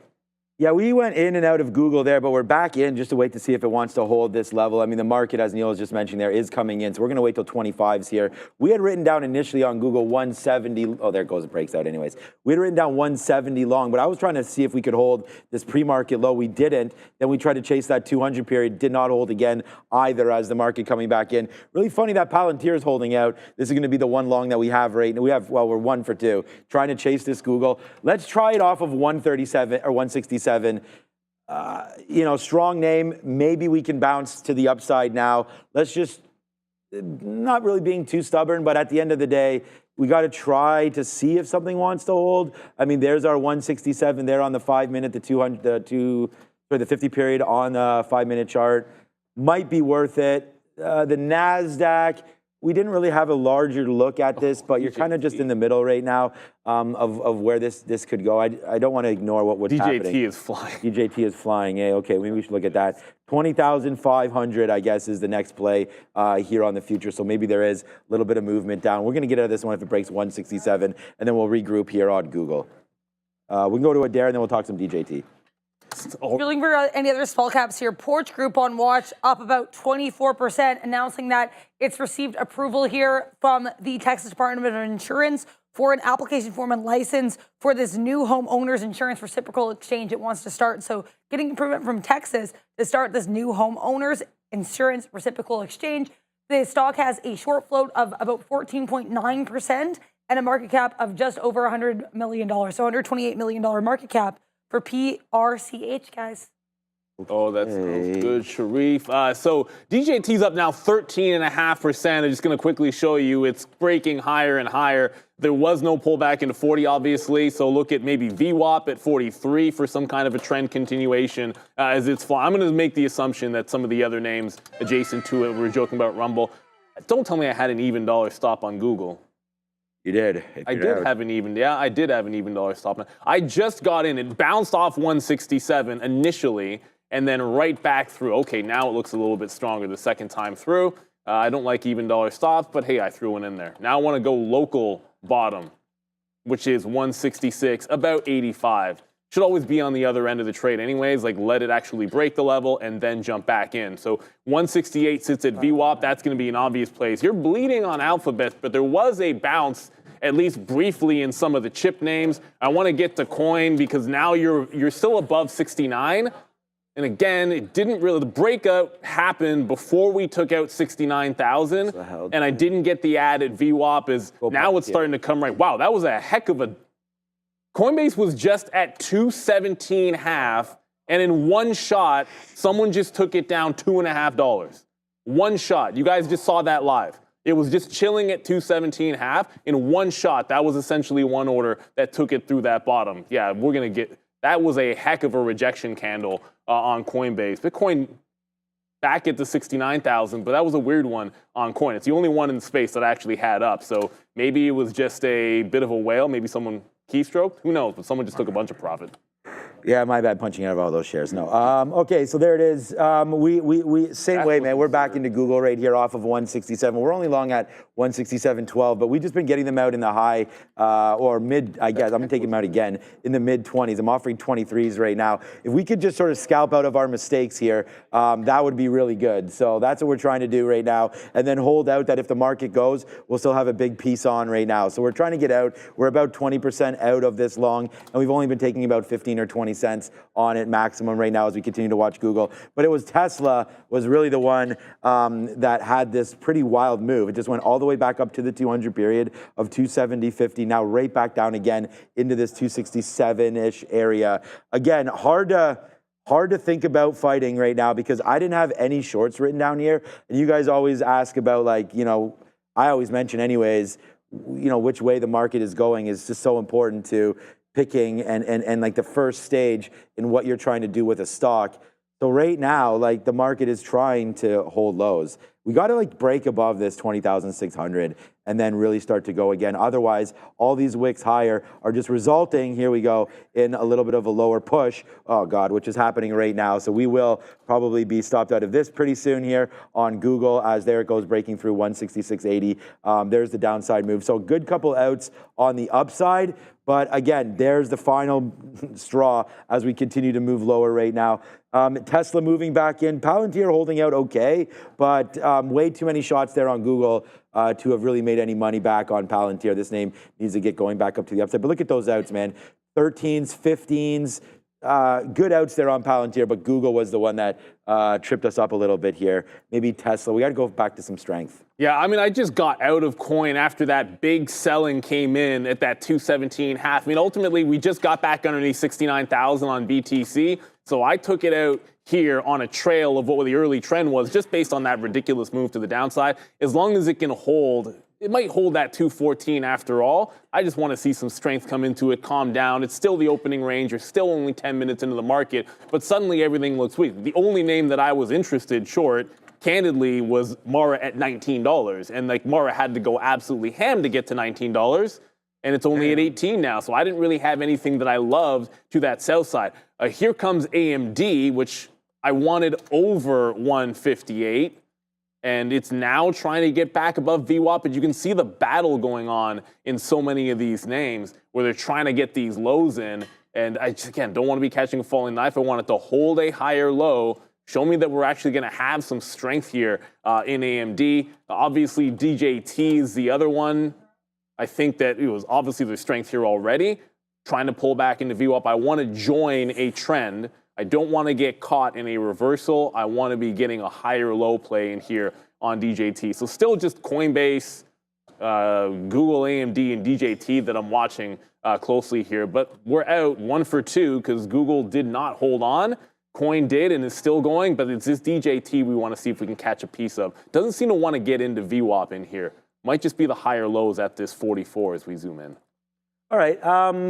So far, okay. But we are sitting here waiting for, of course, our friend Tesla to try to do something here. Trying to buy it a little bit. I mean, I don't know. Like I said, maybe the NASDAQ settles down just a little bit here. We want to be in a strong name. We've seen Tesla rip off some of these levels before, but right now into 267. So we're going to try to let this name, trying to let the whole market basically settle down right here. It's only 940, so no economic numbers or anything like crazy today. So we're going to have to sort of be patient and wait to see if some of these levels want to develop for us or not. Google's almost down to that 166 area again. Wow. So watch out for Google down there. Here it is. I was going to go to Adair in a second. There's Google, 166. So we bounced off there a couple times now, 166.50. We wrote down 165, so maybe something to come through. Okay, what's up, Adair? We have LGVN and watch your Longevron. This one sometimes can rally or move on retail investment interest. We just got our largest volume candle of the day, though. Bit of volatility. Basically, this one trading higher after announcing yesterday that its treatment, one of its treatments here, met its primary endpoint of its safety study through 1 year after the treatment with a 100% survival rate. So 100% survival rate for one of LGVN's treatments here. It's worth noting Longevron has a short float of 13%, market cap of $14 million here, and a float of 4.57 million shares. So smaller market cap and float, but decent short float for LGVN, guys. So you're saying to go Longevron? That's a horrible pun. Don't even see. That's the thing. Yeah, that's yeah. No, I even said it in, but I said it in a way that it was obviously meant to be a bad pun. Right. You know what I'm saying? Like, I'm not pretending. And it was. So yeah, it's fine. No, it's a good one, but Longevron. I literally said the same thing the last time. And look, I haven't traded Longevron. I think I traded it once. So it'd be a lie if I said we never traded it. But DJT just held on to a little bit of a rounded bottom. There it is. It doesn't get into VWAP, goes into 43.6, just broke back above 44. So I took it on the break back above that 44. So going long DJT while the market is down looks like the only place to go. And if you like the show, like the show. We got a great poll up in there. And if you want to be in the chat, ask us what we like, be part of that community. ask other traders what they're into, find some symbols to watch. You got to be a subscriber to be in the chat and engage. So make sure you hit that subscribe first. Hit that like, everybody. So just actually pushed into 44.4. So we're able to get a break, goes to the $0.50. Now let's see if we can base out. I think a 45 test would be great, but I don't want to take any breakouts of highs. I want to be playing dips, and then we hold through high breaks on DJT. I'm not necessarily outdone with Alphabet because it's finally starting to catch a bit of a bid. Why did this not? There we go. So we're in at the 67. Now you just went, now you're gap fill hunting. I didn't think we'd see this gap on Google, but that is prior highs. 166. Now we're going to test that. So wait, we tried 67. Now we wait for a bit of a curl off the 166 level, which isn't coming. Not a green candle yet, but I still think that's a yet. Guys, we have a monster winner here, big time actually. Right now, $1 plus in the money here on Tesla. We said we got to go back to the strong names, right? And I mean, that's exactly what we did. We went back right in here into Tesla, took it, and now you can sort of see what we've been doing on it. A good little level here. I think we like this level for Tesla. We've talked about, some strength here off of 267. We're able to get that 267 fill. So yeah, buddy. So far, so good here as Tesla's really making a go at it to the upside. So good so far here on TSLA as we rip back upside. Just took some out there, 68, 60, 268, 70, 268, 50, and some more 268. So, look, we don't have like the best price around. I wish we had a much better price than this, but right now we don't. So we're going to try to see if Tesla wants to hold. I mean, if we're going to be fine and right on this market, I think Tesla can hold this. So let's see about a little bit more of an upside move here for TSLA. And there it goes again. More top side takes here for Tesla as we go. So 269, we'll put some more offers up here right now into the 80s and just start piecing it out again. It's been a good one for us there. And then Palantir continues to work. Look where Palantir is, looky. We're right back here. So let's offer some 98s, which we missed, I guess. And there we go. We get them as it breaks through. So good little trade here. 20 cents in the money on Palantir and taking some more and more out of Tesla. We're out of 50% now. For this trade, just making sure that we put some money in our pocket here, as it was a rough one on Google, but much better made up there on Palantir and whatnot. Google will try to get some longs, but I still think this name is broken for today. Much more concerned about what's been going on here with Tesla. Yeah, Tesla looking great, relatively speaking. I mean, NVIDIA just went from red to green, so that could be a good sign here for AMD. Like AMD just did another heavy dip into the low and then holding back into that 158. There still hasn't really been strength off the 158 level. So as I said, just got to be patient. If you're looking for longs this morning, you have had to be very, very patient. But you have a couple of nice bottoming tail candles is the best way to think about it. So one more hold over the 158, and then I can look for an entry long. Don't want to be too early. I don't want to ignore Apple. I was looking over at, what is actually strong? What's the big cap tech name that's above VWAP and looking good? It's Apple above 233. Apple's up 1% right now, almost 1%, and was up 1% earlier. And now you're holding on to that 233, which has been a pretty big level. So this one looks like it could be the stronger of these names. Just want to see it hold that 233, but it was AMD that was more part of the plan here. So now you're starting, there we go. Now you're starting to hold above VWAP. So suddenly you're getting the strength. Nice little bottoming tail candles, as I said, into AMD. Want to give it to that local bottom, 157.80. But don't sleep on Apple. Apple looking quite strong over that 233. And I see Siosby in the chat saying Intel is strong. A little surprised by that. I mean, the chips are trying to rebound in here. No reason why I would think Intel would be strong. But we're into AMD now, and Randy brought the tea. Randy is here. Yeah, I asked the man for the tea. Thank you, Randy, for that one. Cheers. Now maybe I'll be able to feel my hands at some point here. All right, so Google does come in, and we did get some more fill down here at 166. We still are in Tesla. And Tesla's, okay, now Tesla's just falling back in. So more and more out. So we talked about getting out of 50%. We took a couple more fills right there at 268, 269, 268.70, sorry, as it just ripped back into that level. So watch out now. The market, I don't know, the market's coming back in pretty decent right here, to be honest with you. So yeah, let's take a Let's take another little reload here on Tesla. Oh no, we might have missed it. We probably did. All right, darn it, we missed that. All right, well maybe it'll come. Oh, there comes one little fill. We're waiting for more near 267. Let's just see if this wants to work or not. Google comes in there for us as well. My eyes were actually on AMD, so I missed this Google trade to get some out on the top side. We'll see if we can get something in the 50s and 60s, as we just took that long and then it just ripped it back up into 60s. So we had there 30 cents and we didn't take it. We were not on the stock, so my bad. Hopefully it comes back up now and will give us that fill as it just did. So nice little trade here for Google on that reload. Yeah, Google, Tesla, Palantir. Palantir's, okay, we're back here again. I was gonna say, I wanna keep on taking stuff out where we're supposed to. So let's take some more out here on PLTR. Yeah, another pump on DJT, just got through 45s, and there it goes. Okay, they just did the old over-under at the 45 level. So like the second we broke out 45, I threw my trail in at that 45 level. I said I was not taking a 45 breakout because my experience with DJT at this time of day is usually bamboozle the breakout, look for the dip buy. So in 44, took some out 44 half, trail out 45. Now we wait for the next available trade. It's up 15%. They're all going to the upside, but I think this one's leading the way. Whether it's VWAP, whether it's the 44 back in, looking for a lower high to be able to play here on DJT, but a quick 44 to 45 level there for DJT. AMD is still holding on to VWAP. Wait a minute. It's still holding on to VWAP, but look at the resistance at 158.5.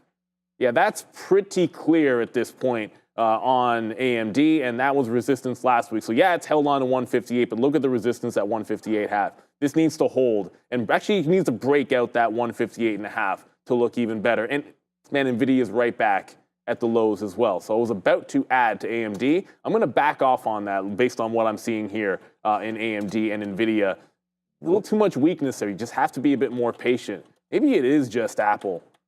Although as I say that, Apple, market's at lows. Apple just lost VWAP. Apple was the one of these names that was above VWAP, and it just lost the bottom. So I guess that one's going to be out. We thought there was enough strength in Apple that maybe this could have turned into one of the longs. Unfortunately, that's just not going to be the case. Still, Google waiting for 166. It's headed down there. This was the gap fill from last week, or I guess on Friday, really. So if it fills in that gap, we get a bounce off prior highs. That's what you have to wait for. As I said, didn't really have any short ideas with the exception of Mara at 19, and Mara did not get anywhere close to the resistance level that I liked. So close to adding to AMD above VWAP there, but then I saw that fresh low. And so let's just wait for it. You got to be more patient than that, I think. Yeah, being patient is what it's all about here. I'm not going to punch out of, so again, more out on Palantir. We just talked about that. We got some outs there on Tesla. Tesla went up to 268 there. We averaged it in. We got out. I mean, we've been sort of talking about what our plan of action is here before we let this market try to figure itself out. Look, I mean, we said 20,500 was potentially in play. That's what's coming in right now. I mean, here's the market here. We were kind of talking about it was in the middle. We faded off the top here. So you could fall back in. This 20,482 is the 50-period moving average. So that could come in. There's 500, 520 is where we're looking at right there. 500 is actually not like a super key area here or anything. So we might even lose that. All right. Let's go over to Adair and get some more stories. Worth noting, I'm seeing SMCI prior here. I'm not seeing any news on that as of right now, but keep an eye on Supermicro. Also, though, keep an eye on TWG, Top Wealth Group. This one rallies semi-frequently. It'll make sure it moves to the upside or downside. Not seeing any news on this. We have a market cap of $20.3 million, a float of 2 million shares, and from what I'm seeing, a short float of 153%. That is possible, but yeah, from what I'm seeing, massive short float here on TWG, currently up about 43% there in a micro float and a very large short percentage, guys. Dara, looks like Neo did break out that top. Maybe it's the one you don't look at. Neo 5.5% up. I'm going to take a look at Alibaba a little bit later on, but Neo does hold at 535 and continue higher. So you got trend up there. As I said, just going to have to be a little bit more patient with AMD and trying to catch these bottoms. But DJT, yeah, that just took out 46. So it dipped 45, did not get anywhere close to that 44 again, and now continuing higher. Now 18% up on DJT and still going. Funware I made the assumption that they were all going up. When I mean them all, I was referring to like Fun and Rumble, but it's not getting carried up by DJT. It's actually trending down here in Funware. This could be worth watching. If DJT continues to go, I got to feel like there's going to be some kind of a bottom made in Funware at some point, but I'm not catching a falling knife. Whoops. Google here. Still, now you're getting a bit of a curl. Okay, so it got to 166 quarter. Let's go. Now you got a little bit of a curl happening. Finally, some strength coming into Alphabet. I think this is at least worth a spot to try to get into this one on the upside instead of the downside like the first time through. And yeah, AMD needs to get back above the 158. If I don't see that, then there's no point adding to it. I don't want to add on weakness. I only want to try to add to things on strength. All right, yeah. Kind of the same way with me here, but we are. I mean, we got a little bit of a reload situation there on Google, so we'll hit bang on this one. It's just 50 cents in the money, but again, we had lost early on it, and we didn't necessarily put on obviously that many shares there, but we finally found a decent bottom there, so it was nice to see it hold. Okay, and then talking about holding something, right now we're holding the bag on this name, and that is, of course, okay, let's get some out then if we can get it out to the upside here, as we're just about flat now on Tesla here. So this is, I don't mean flat on the day, I just mean flat on what we've been holding here. All right, so here it comes. We're up on the day because we've been taking some out, but right now this is all going to be position pending as we just took some out to put us flat on the day right now. So here we go. Nice move to the upside. We just took some out for the loss right there. Let's see if we can break higher now. 266.70 on like 90% of the position. We haven't taken much out at all. We wanted to reward ourselves for taking something down there at 266. So we did that right now. We're only long at 266.70, so, you know, this out right there was just kind of like, just to make sure that we had something. I mean, most of this is fine. We got in trouble when we started buying some 268s, but we hadn't really sold anything for a loss yet, which is why I'm trying to tell you guys, you know, what our current thought process here on Tesla. So we'll have to wait to see now. I still like the bump here, but the market is going down. Like, I feel like we're being a little stubborn. We have no shorts, so that should be something that we look at some point. I've been looking for some. Yeah, here goes Tesla right now. I mean, I'm happy being long. I mean, this is going to print us. We took an 85 right there. But yeah, all right, even having a problem to go. I like the name here, Tesla, but definitely not acting properly yet. Yeah, I mean, obviously, the market down. You have some names that are percent up, but obviously they've been trend down. So Google's up 1%, but it's been trend down, at least until it looks like now you reverse the trend line that was breaking earlier. Just got 167. This curl here, 166.80 is where we got in. Going to play it into VWAP. If it can't break VWAP, I mean, obviously that's weakness if you can't break VWAP. So need to get some out in front of that VWAP. I was just looking over. It's like TSM. TSM's heading lower and has been probably dragging a lot of the chips with it. This is like the Alamo down here on TSM. Google. If it loses $196, I think things get pretty hairy for TSM. Bit of a flat bottom break there on TSM. AMD, we got out. At this point, it just can't hold the 158, so we'll get out for the hit, about 40 cents down there. It just cannot seem to catch above that 158 level, so you're still all red underneath here on AMD. Just too much weakness overall in that market, and the only things that I was liking, like I said, I didn't really have many ideas for that short side. I went over to see what was going on with Intel, and the second it looked like it was breaking out, right back underneath $23. You're like, oh, Intel's strong. Apple was strong, and then Apple lost VWAP. Intel was strong and breaking above 23, and now it's right back underneath. That said, it's a stronger name, chip name, than all of the others being above VWAP. So I'm going to put this one on the radar if the market does want to bounce. And if TSM can hold on, this looks a little bit stronger. Still like AMD. There's nothing wrong with AMD. But I just want to see some things that show a little bit more strength than what I'm seeing right now. So we're in a Google. This is only the second time that I've been in it. And this looks a little bit better. Again, sometimes you catch it on the front end. It doesn't work. Try to catch it on the confirmed long. Get into VWAP. Play into the high of the day here. Starting to look a little bit better. Medical, great name in there. What about NVIDIA? NVIDIA, look at the bottom being put in at 141. So it's trying to break trend as well. I think it just went red to green, green to red, and then bounced off of yesterday's or Friday's lows. So I think you're finally starting to get a little something here. If it can break back out, I'll admit I prefer AMD because of where it's at on the daily. and I get back into AMD above VWAP. But I want AMD holding VWAP. It just has not looked very good in AMD. Break that trend, and then we can go higher. Yeah, I feel you on that one. I think we got to be a little more patient potentially, as Neil was just mentioning right there. We'll take another dip buy opportunity in Tesla. Like I said, we're trying to do that. We're trying to be patient and then work out of these trades as they start to come back up in the money for us. At the same time, looking at key levels, right? I mean, that level of 265, if we lose that there on Tesla, we have to make sure that we're out. So, you know, there's one thing about scalping. All right, we'll take a piece out at 45. There's one thing to start to scalp out a little bit here. Okay, let's go. Let's go. I keep on, because I know I'm at 70. Okay, there we go. I was going to say, I know I'm at 71s there.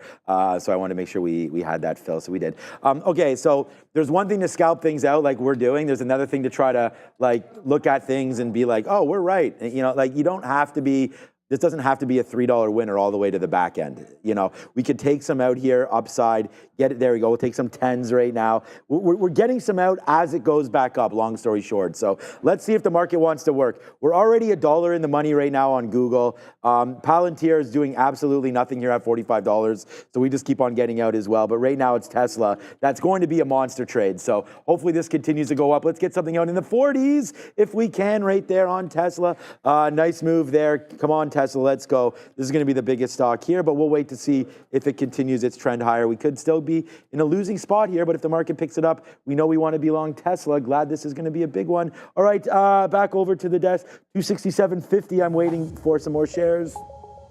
Go Tesla, do some. S&P 500 slightly outperforming the NASDAQ this morning, up about 0.4%. NASDAQ up about 0.3%. Last I saw there, some clear resistance on the SPY at that 582.50 level we've run into a few times here on the 15-minute chart. So much on watch this week. We have major earnings from 5 of the Mag 7 names, notably Meta, Microsoft, Google, Apple, and Amazon. They'll all be reporting throughout this week. Bit of a lighter day for economic data, but this week will get really exciting. On Wednesday, we'll get GDP. On Thursday, we'll get PCE. And on Friday, we will get NFP. So not 1, but 3 pretty major economic data prints on watch as we head through the rest of the week. Now, other things on watch this today and this week include crypto. MSTR here up about 6%, but this whole space is strong as we have Bitcoin continuing to try to reclaim that 70,000 level. So MSTR, COIN, MARA, all tickers to look at there. Now we also have the oil trade on watch. OXY, Occidental, recovering nicely from its lows, but still down about 1.7%. We did have reports here that Israel's strike at Iran did not hit its oil facilities, which were widely expected to be hit. So with that in mind, it seems like there could be less disruptions to oil than initially anticipated. So oil sharply to the downside. And as a result, a lot of these travel names that rely on oil, like CCL here, Carnival Cruise Lines, actually higher on that. So cruise lines up and oil down on this Israel attack of Iran, guys. While we were gone, thank you for that update, Adara. 1, 2, 3, almost $4 now in the money. And I was just saying, this is what makes the days, right? This is what, you know, your good day can all of a sudden become great. Your bad day can become great, or your bad day can become average. There we go right here as we come up now for Tesla. There it is, man. It's 350. Let's just start to take it out. Remember what we said. We'll take some out up here to reward ourselves. But here's the banger of the day. It's Neil. It's $4 right now in the money. That's a face slapper. Right now we're sitting in $5 worth of wins. $1 for Google right now as that's starting to go back up to the upside, and $4 in the money right now for Tesla. And we've still got on about 20 to 25% of this position. So yes, sir, we stay. Yes, sir. Now it's $4, Neil. Here we go, man. Nice move up to the upside into 270 for Tesla. Let's put out another offer up near here and see if we can't get it out. But so far, so good here. Wow, Tesla really making the difference here today. Oh boy. All right, so good thing we got out of that one, man. Yeah, we only have about 20, 25% left. Woo. What did that 270 offer look like? I just saw it. I didn't see it. Shoot. I didn't have the level 2 up on Tesla. Great look there. I didn't have the level 2 up to be able to see what was at that 270. My guess is there might have been some size. The problem here with Google is VWAP, again, like it played the break. So there you get your curl. It's looking strong, holds a higher low, goes right into VWAP, takes VWAP almost to the penny, and already starting to pull back in here. So I do not like this. Look, if it doesn't hold on to this higher low, I'm getting out underneath break even. The trend is still to the downside over there on Google. Again, I didn't see what 270 looked like, but my guess is I don't think it it's doesn't gonna really matter. it doesn't really matter.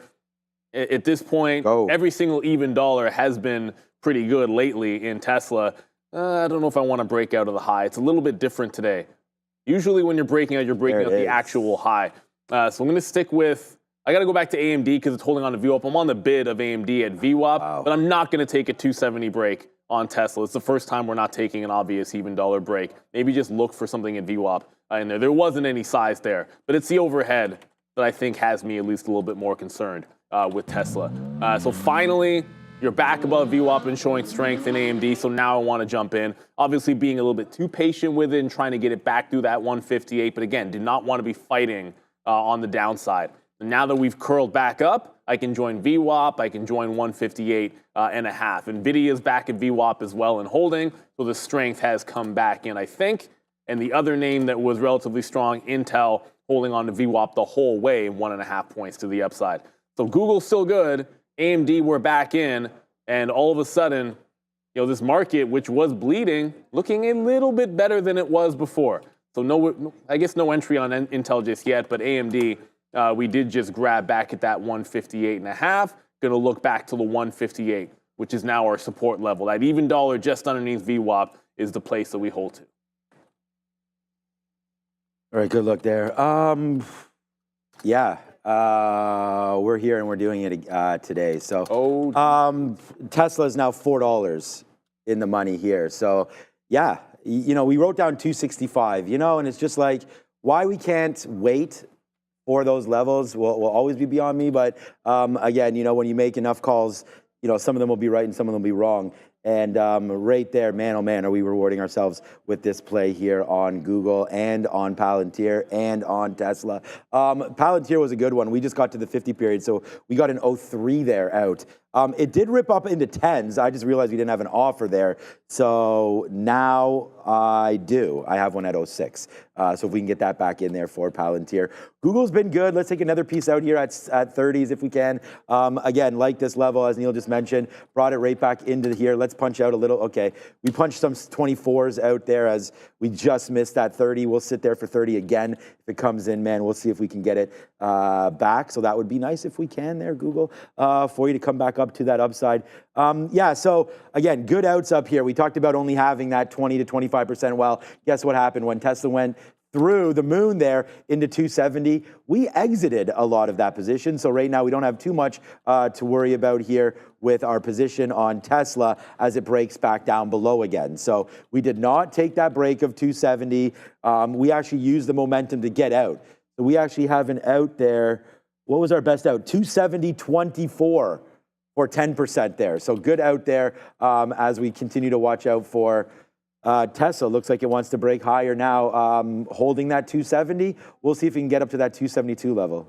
Yeah, that's what we got to see. If we can break out that high, then it's already distinctly different. But when you're breaking highs, the market's still technically at the lows. Yep. I don't want to completely ignore that fact. The Nasdaq's off the lows, but you're still playing. Can we come to the chart for a quick second here? The Nasdaq's still playing off of like this resistance that you had late in the day on Friday. That's turned into kind of this support level here for the market, and you're still basing off of that. So I think it's great that we're bouncing, but you got to put things into some distinct buckets at this point. Things that when we're breaking off the lows that are making higher lows, I like. If you're still chilling out at the bottom, a little bit more dangerous. Before we go back to ADR, I just want to acknowledge the absolute rocket ship that is as a SMR. Really?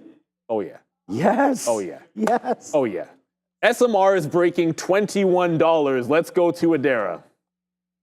We don't actually have a story here, but it's worth noting all these nuclear plays really strong here at day's highs for SMR, which is NuScale, Nanonuclear, NNE, and OKLO. So all of these names in this nuclear and energy space have been on watch since we had Amazon announcing they're going to be investing in nuclear. Google and Microsoft earlier announced investments in that space. But in terms of details, it's worth noting all of these names have very high short floats.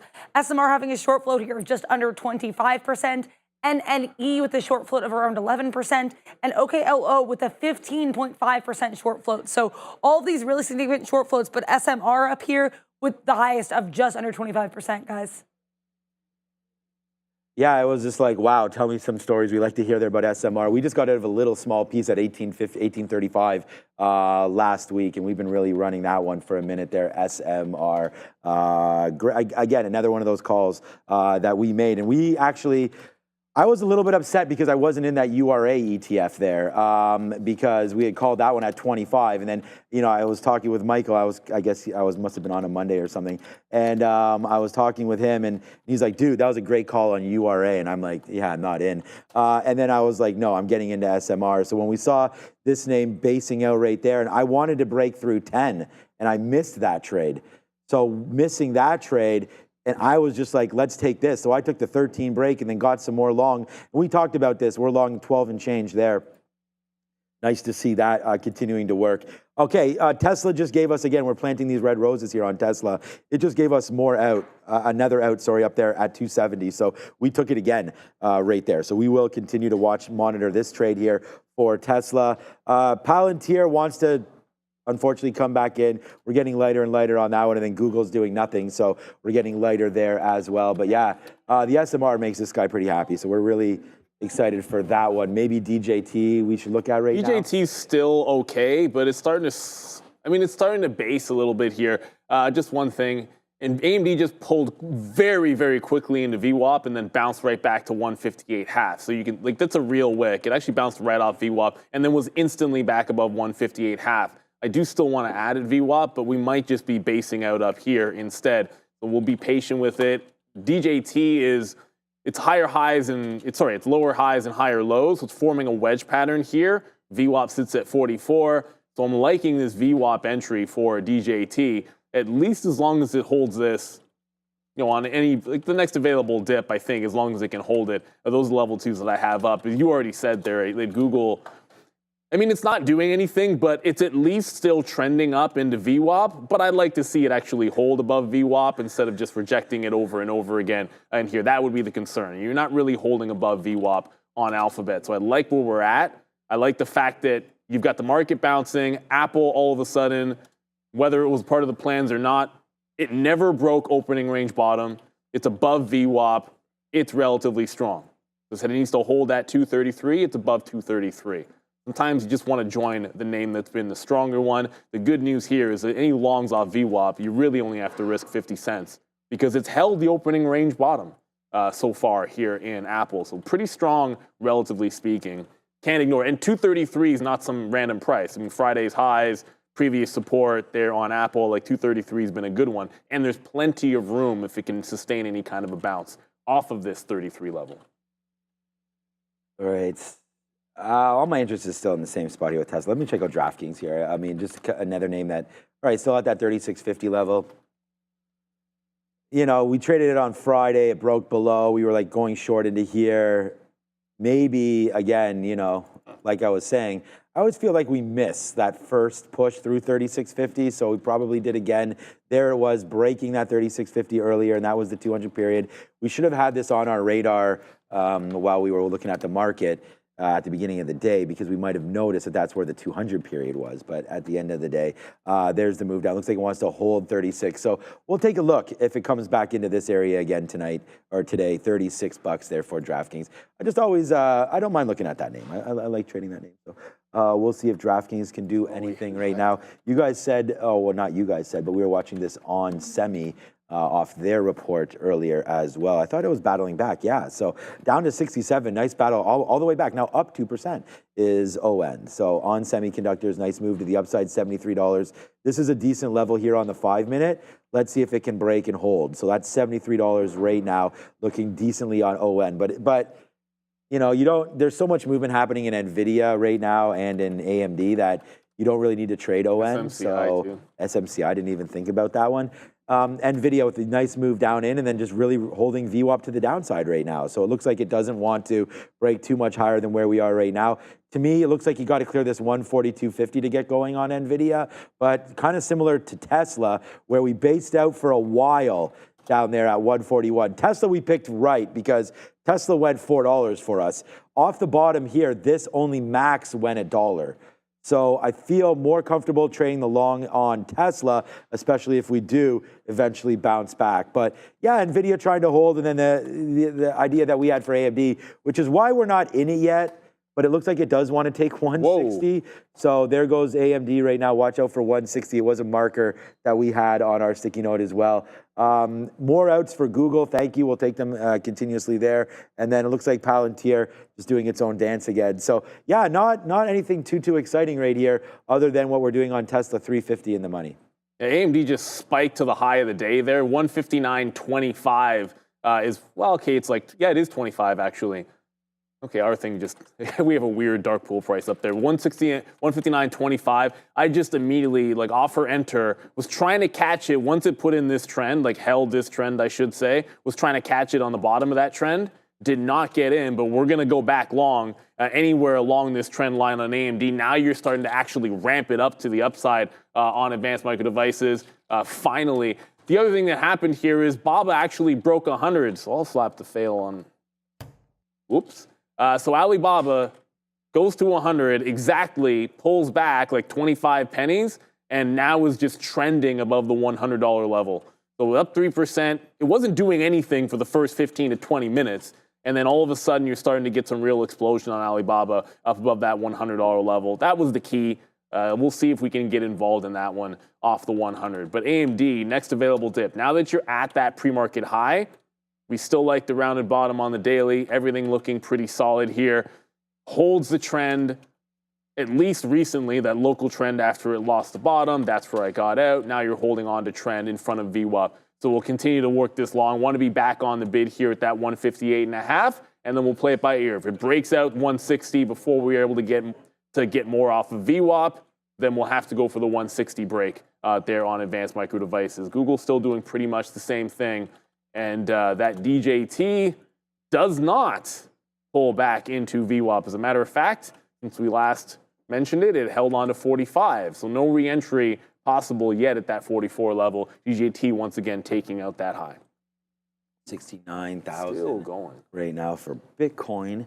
Okay, so whoopsies. So that could be a level there if we were interested in it. That would be the BTC level, of course, of 69,000. So let's go over to IBIT then and have a quick look at IBIT and see what's going on here. So, all right, so here's a name that we are looking for 39.50 to break. It actually, we have that order in. It's a good thing it didn't break because it got right up to it, 39.50.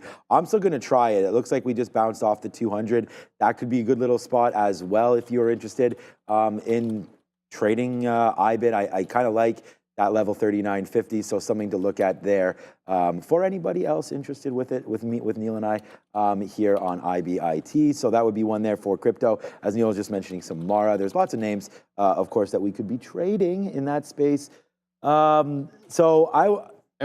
might actually be the big one. MSTR, yeah, I was going to say we could look at Mara as well. I was just trying to look at Tesla again. I'm going to get another piece out right here at 27. I don't know, I just put 27s. I don't know why. We should have put 25s there. All right, maybe it comes back up and picks us up. There it is. Okay, we got picked up anyways.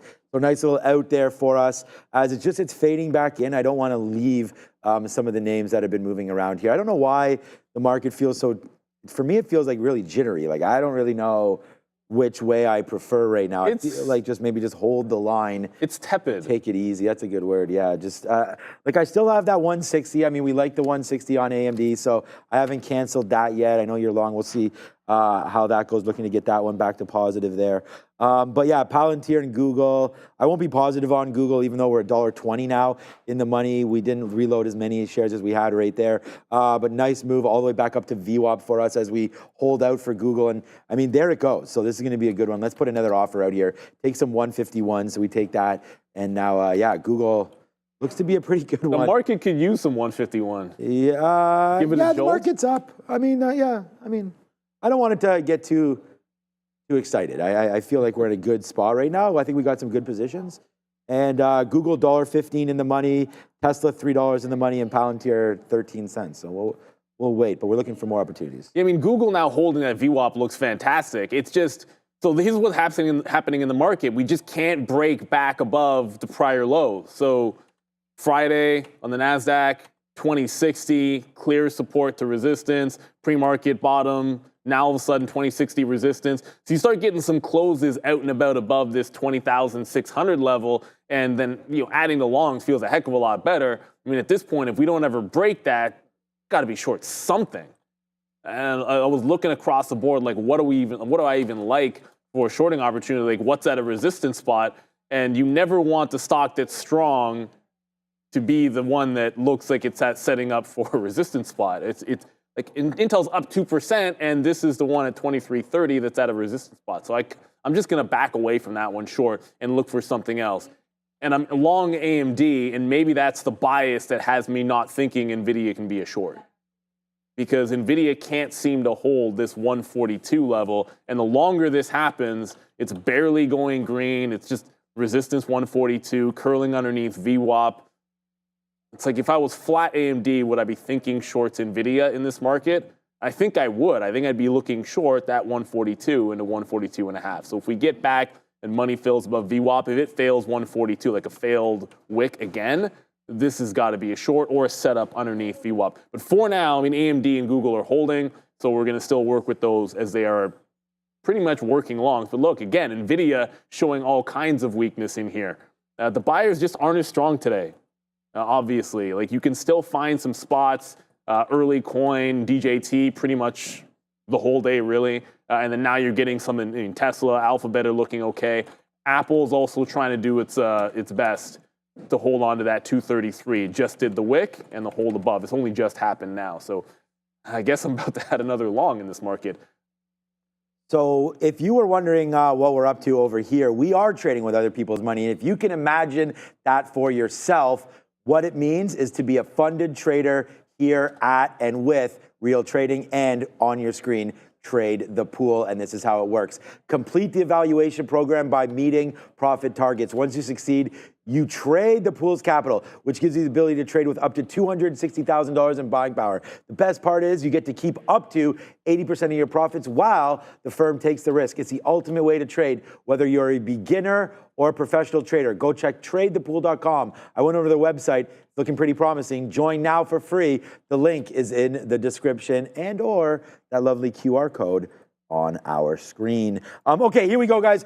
Just really quickly, it is a face slapper du jour right now. It is Tesla. We are starting to get spicy right now as we go, Adara. $1, $2, $3, $4 right now in the money on this Tesla trade, and it's humming right there to the upside. Tesla now making $5 out of us right now. Let's put some offers upside right there and get some out at 72. It's Tesla. It's your number one trade on the sticky note today. It is your Tesla trade of the day, and it is by far P&L number one up in here. Look at that, 271 hitting. Let's get it again. 271.50, some decent size right there. All right, Adara, kill him with kindness. Wow. Good look for the IWM. Nice uptrend for the Russell 2000, which we know has been a little bit embattled over the last few days, specifically last week. There was some weakness here. Right now, though, despite lower highs in this 3-minute chart, we're still at more than 1% for that Russell 2000. In terms of names on watch, we have GNLN, Green Lane up more than 40%. No catalyst that I could find, but it's worth noting we have a very small float, 660,000 share float from what I was seeing on a market cap of $1.66 million. Short float here of over 7%, so decent short float, and small market cap for GNLN. Now we have also here, this is GLUE, Glue. This company is called Monte Rosa Therapeutics. They've announced here this global license agreement with Novartis for the advancement of its VAV1. This treatment here, so through this advancement, Monte Rosa is set to receive $150 million upfront payment and also eligible for milestones. So licensing deal with Novartis sending GLUE sharply to the upside. Last but not least, TWG. This is Top Wealth Group. It has run in the past. It's a penny stock, currently trading around the 85-cent level. No catalyst on this, but it is worth noting, A, very volatile and can run semi-frequently, and B, we have a float here, a short float, sorry, of over 150% from what I'm seeing. So massive short float for TWG. Be careful with Top Wealth Group here, guys. Thank you very much there, Adara. So shout out to Top Wealth Group. Well, you got some Top Wealth if you're along Tesla breaking that 220.71. The high on Later, Kathy, later. The pre-market high, I have it as 75s in there on Tesla. Just double checking. It's about 20 cents, 25 pennies from that. Just broke the high there on AMD, so the 160 is incoming here on Advanced Micro Devices. It's up 2 points, clearly strong. NVIDIA is actually red again, so you're very clearly stronger in a host of other chip names. It's not an NVIDIA day, it's an AMD day. First long, I think I was too early. We got a hit, and then we're trying to add back in. Whether it's a 160 break or pulling back in on trend, that now sets up about the 159. Also prior day's high here, that 158.5. Looks like it's a bit of a dream, so I might as well just cancel those bids. We didn't get them, so it doesn't really matter. If we can pull back 159, looks like the place to join, or we're just adding on a 160 break. If that's what it has to be, that's what it has to be. Apple just held on to VWAP, so there's your bounce off 233. It's trying to take out the 60s now, looking for 34, then high of the day at 234.5. This is the thing, one of the only names that wasn't like busting through lows all morning was Apple in big cap tech land. You have higher lows even after a bit of a fail break at that 34 level. So while most things essentially put you to the test, Apple didn't really do so. Not that we're in it. Alphabet was one of those names that puts you to the test in too early, 2 times in there. We finally get it on strength back into the upside. Now you're holding on to VWAP. So it's got a bit of a trend that would break if it loses 167. 20 or so. We'll get out if that happens, looking for a nice little reload on a VWAP test of Google. So distinctly different from earlier. You're actually getting a bit of a rounded bottom. Just watch out for NVIDIA, everybody. Like NVIDIA is about to, here we go, right back to the low of the day on NVIDIA. This one is certainly weak. There's no question about it. NVIDIA is absolutely bleeding down here. It does make me at least a little bit concerned that we could have a failed breakout on AMD. But as long as we hold on to the trend line, I think we're good. 159 would be the loss of the trend line here on AMD. So that's what I got to watch next. Whether we're breaking 160 or retesting 159 for a bounce play on Advanced Micro Devices is going to be the next play for myself. All right. Well, we'll have one red name with Google today, and we won't be able to get that back green. I mean, if we take another position, fine. But right now, you know, we've already took too many hits on this one, but it's fine for us right now because we still have that Tesla trade going on as well. All right, because of how strong AMD apparently is right now, I mean, trying to get through that 159, probably a good opportunity to buy some NVIDIA if the whole space is going to be okay. Right now. So NVIDIA, we definitely want to watch out for that AMD 160 break. I mean, we had that written down, so we'll take that. NVIDIA down here at 141 is also, you know, something potentially okay down there. I mean, the futures need to hold and then go, right? So we'll take some 39s right here and see what we can do with this trade. So that's what I'm doing right now. I'm sitting on this 141.39 level right there. So we'll take that long. We're just going to hold to see if it breaks back down below here, then we don't need to be in it, obviously. Let's just wait to see if it does want to bounce. That's 140.88. So let's put another bid down here near 141, take some shares, and then just see if it holds. And I just looking at it, look, we've been pretty strong here on AMD. We've been pretty strong recovery on the market. We really know that we like this name there for NVIDIA. So let's just wait to see now if it wants to go with the rest of the team. I mean, Neil, we did this on Thursday. We did it on Friday, and we're doing it again. It's a $1, $2, $3, $4, $5, $6 winner right now on Tesla. So, I mean, there it goes. Like, I don't really, not much else that we can do. We talked about where the bottom could be today, 265, as it was written on here. Where's our long 266? We'll take that, man. Good little dollar there. Just that we just went a nice little dollar off of the 200 period. It's Tesla. It's a banger, and it is creating some nice feels around here. So good move there on Tesla. And by the way, we just took NVIDIA for a little bit of a ride as well. That's at 160 right here. Let's see NVIDIA go, and here comes AMD. Yeah, AMD, I just covered the dip buy in front of VWAP, and now we're into 160. So 160 is about to break. The size doesn't, like AMD doesn't put up size on the offer like NVIDIA or like the other big caps or like Tesla will. But there's maybe like 60, 70,000 shares on this offer. It's going to break any second here. It's at 95s. We're sitting on AMD. But we did take it off of VWAP the second time. Like I think I was too early the first time through. We added on the way back in, looking for a break of 160, which is going to come any second now. Apple's still working. Google's up, but it's only holding about 75 pennies in the money. Can't seem to break through that 167 half dollar. The longer we stare at it, the less likely AMD is going to be able to come through. But the thing is, guys, sometimes you just have to be patient because the market was trending down early. Wait for your stock. Anyway, we liked AMD here today. Now, of course, it's going to pull back off the 160. We liked AMD here for relative strength. It's still relatively strong, but you had to let this one base out and then make the break higher. Wait for it to get back up and hold above VWAP was what ended up working for me. So I guess we're going to pull back before we break 160. That puts us pre-market highs for the dip buy, staying on trend here for advanced micro devices. Apple's still working. Google, unfortunately for Google, all you did is hold VWAP, but then not break out the next leg up. So Google still up 1 point, but not the continuation that we're looking for here. While the market, the NASDAQ, is at VWAP, you're seeing Google pull back. Don't want this breaking back underneath the 167. It breaks 167, then this long doesn't seem like it's any good. We should be a little stronger than this in Alphabet, in my opinion. Yeah, I mean, we've both been wrong on Google there today, so that'll suck. But, I mean, we like the stock, but, yeah, not the right prices, that's for sure. Okay, so NVIDIA right here. All right, so we just took some out, obviously, there as we ripped up. I mean, you guys saw me do that there. I still, obviously, I'm sitting here. I mean, this has been on the sticky note for a minute here. So let's go over to AMD because it probably breaks, you know, momentarily. So this is probably the one that we want to watch. We got some more out of Tesla. Tesla's still $6. Palantir trying to go. I mean, my focus is going to be on AMD, but there's Palantir. Look, we said that we were waiting at 06. We said that over here, and then now it finally came in. So you want to talk about being patient. I mean, I think we're like patient zero right there, just waiting for that. That order has been in there for 30 minutes or more right now. So, okay, let's just go back over to AMD. I mean, it's pennies away. So we'll take these shares right now. You know, not up on AMD or not really doing anything on AMD yet here, but there it goes. There's the break. So we're long. We're long AMD right now. Let's see what winds up happening. Yeah, to the moon, hopefully. I said, let's try to hold this. We'll wait for 161s.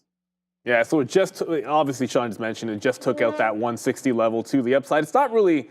What was that first push? The first push was like to 10s. It's getting there back into the 10, 11 level. So it's not exactly screaming higher, but it is one of the strong ones, up 2.5 points. Let's see if crypto is going to continue its strength over at the desk with Adara. Thanks, Manny. One piece of economic data to be aware of, we did just get the Dallas Fed Manufacturing Index for October coming in -3. So slightly higher here than the previous print of -9, but lower than the forecast of -1. So bit of a mixed number here for that Dallas Fed manufacturing number, -3 versus previous -9, forecast of -1. No other economic data today, though we will get that 5-year note auction coming through at 1 p.m. In terms of crypto, I want to start before we look at Bitcoin with this look at Tether. We have recovered the last 3 days, and we still have not taken out that large candle to the downside that we made on Friday, complete with a volume spike. USDT was sent lower here with a lot of these crypto names, with this one getting hit the hardest on Friday after Wall Street Journal reported that the Justice and Treasury Departments are looking to investigate Tether with regards to its anti-money laundering laws, which apparently were being broken. Either way, the CEO come out right away saying that probe, basically denying that report. We did have a bit of a double bottom bounce here coming in here for USDT against the USD. So nice look here as for now for Tether, but let's see if it can come back to those previous highs. Now, Bitcoin, nice look here, just below that 69,000 level. We want to see BTC break that 70,000, which has been a bit of a struggle for a while here. This name, much like Tether, was hit by that Wall Street Journal reports, the whole crypto name sent to the downside, though it has, much like Tether, recovered pretty nicely here. BTC up almost 2% right now as we hang out just below the 69,000 level. Ethereum, good look as well, up more than 1% here, holding on to 2,500. Also some strength in BNB, Doge, Toncoin, although we have a little bit more weakness here in Tron, Solana, Cardano. Bit of a mixed picture, but generally some positivity, especially with BTC and Ethereum this morning, guys. DJT just flushed into VWAP for the first time today. Let me just quickly look over at Fund to see what that is doing. That was weird, like it was absolutely cruising. Funware just got smoked, now down to 1050. So these could be bleeding. I'm just gonna be watching Funware instead. AMD, the break at 160. It got all the way to 160.30 I have as a top in there. I got some quarters out, but then it failed to break out. So out of the dip buy, and then I'm out of the breakout looking for a pullback into trend. So I'm going back into trend. Wow. I want trend back into 158.5, 159.5, and then we'll play this one to the upside once again. We're just going to try to stay green on it and work back into the previous trend line, which has held over there on AMD. Apple's still working to the upside. So we bounce off VWAP. It just got to the 3/4 mark. We're going to reload this one at VWAP, although market is losing VWAP. So I'm not going to sit on the bid. We'll let it bounce off VWAP, and we'll play back in on Apple. 1% up on Apple, trending higher. We like its relative strength. But that DJT, like, look at that quick dip that just came in on volume. If this loses VWAP, funds probably a short for me. I'm not paying for locates on DJT. Funds down 2.5%, DJT's up. You can pick and choose which one you want to go long, which one you want to go short. It's pretty clear which one's strong, which one's weak. All right. So, first of all, Tesla, just to let you guys know, we have like 5% left. So this move was way like $7. Like that's extended out, right? And so for me, we'll take that. We sort of had targets. We talked about 275 could possibly be the high spot there for Tesla. So, I mean, like the stock, take the stock, nail the stock. And that's what we did there with Tesla. So overall there, pretty happy and proud of that trade. So we'll continue to put that in. It's going to be infinitely the best P&L name here for me today. All right, so AMD falls into the set 50s now. So we'll take this. I was going to use kind of prior bar high or lows right there. So there it is coming into the 5-minute candle right there. So if we break, it looks like we're going to break lower here through 40s. I just got to make sure I have the right stop. Yeah, so this is kind of where we're looking at right now, 45 or so for AMD. So we'll reload it down here just to play. We have the same sort of outs there. We have some 25 outs and then a 27 out or something like that. But we are starting to drip here in the overall market. So it's a good thing we got some out on Tesla, but it looks like it wants to hold, to be honest with you. All right, this is what we just got. We just got some NVIDIA off of 141. So now look, we're 141.14. If the market wants to bounce, fine, but look what's happening. It does not want to. Looks like it wants to take 141 immediately. So this can go meme crazy the other way, as it's trying to do right now, going downside here without too many bids being defended. So our stop on NVIDIA is coming up, man. Breaking through 85, we're gone right now. So there it goes. We'll figure out what's going on right now with NVIDIA. The whole market's making a move down, so be patient here. But for now, we're long NVIDIA and AMD on reloads. Yeah, that's NVIDIA back into that low there. That was a snap-off VWAP on the NASDAQ. That 20,600 level here in the NASDAQ, we snap back underneath it. So, this is putting in lower highs as we speak. You got to put things into, like you said, put things into different buckets. So got out when 160 break didn't really follow through. Pulling back into trend and prior high, 159.25. So pre-market high, 159.25, pulling into the trend line. You confirm another close above it. I want to add on the way back upside. Apple, which is the other thing that we're long, that didn't really dip on that last little move in the futures. So the futures lost VWAP, Apple didn't even dip. So this one's continuing on trend. I think we're going to see that 234. I want a break of 234, get into those quarters and retest that high. So Apple still looking pretty strong. But you want to ring the register if it gets to 234. The market just did it's called like a right turn, I suppose. Right turn back into the downside. It felt like it might have been NVIDIA that charged in. So now you're getting the close, hopefully in the next couple of minutes, above trend line here on AMD. And then I want to add on the way back up to the 160. This is still looking incredibly strong relative to the other chip names. So, I still like AMD to the long side, holding on to this trend line, looking pretty solid. Neo's been running this entire time. And then DJT was, like we said, it was bleeding before. Now it's trying to get back above VWAP. If it fails this VWAP, I'm looking short Funware, not DJT, but DJT. After all of its strength this morning, still up 15%, hanging on like a thread to VWAP in here. It's funny, after all of this talk about AMD, NVIDIA will be the #1 chip name on the show today for now. And I'm only taking 10 cents. So let's wait to see what winds up happening right now. It's just funny, like we were looking at that AMD level and then it broke 159 and now it's not doing anything as we averaged into that and unable to get anything out now as there goes AMD. Watch out for it breaking that prior bar low where we just talked about right now and holding lower.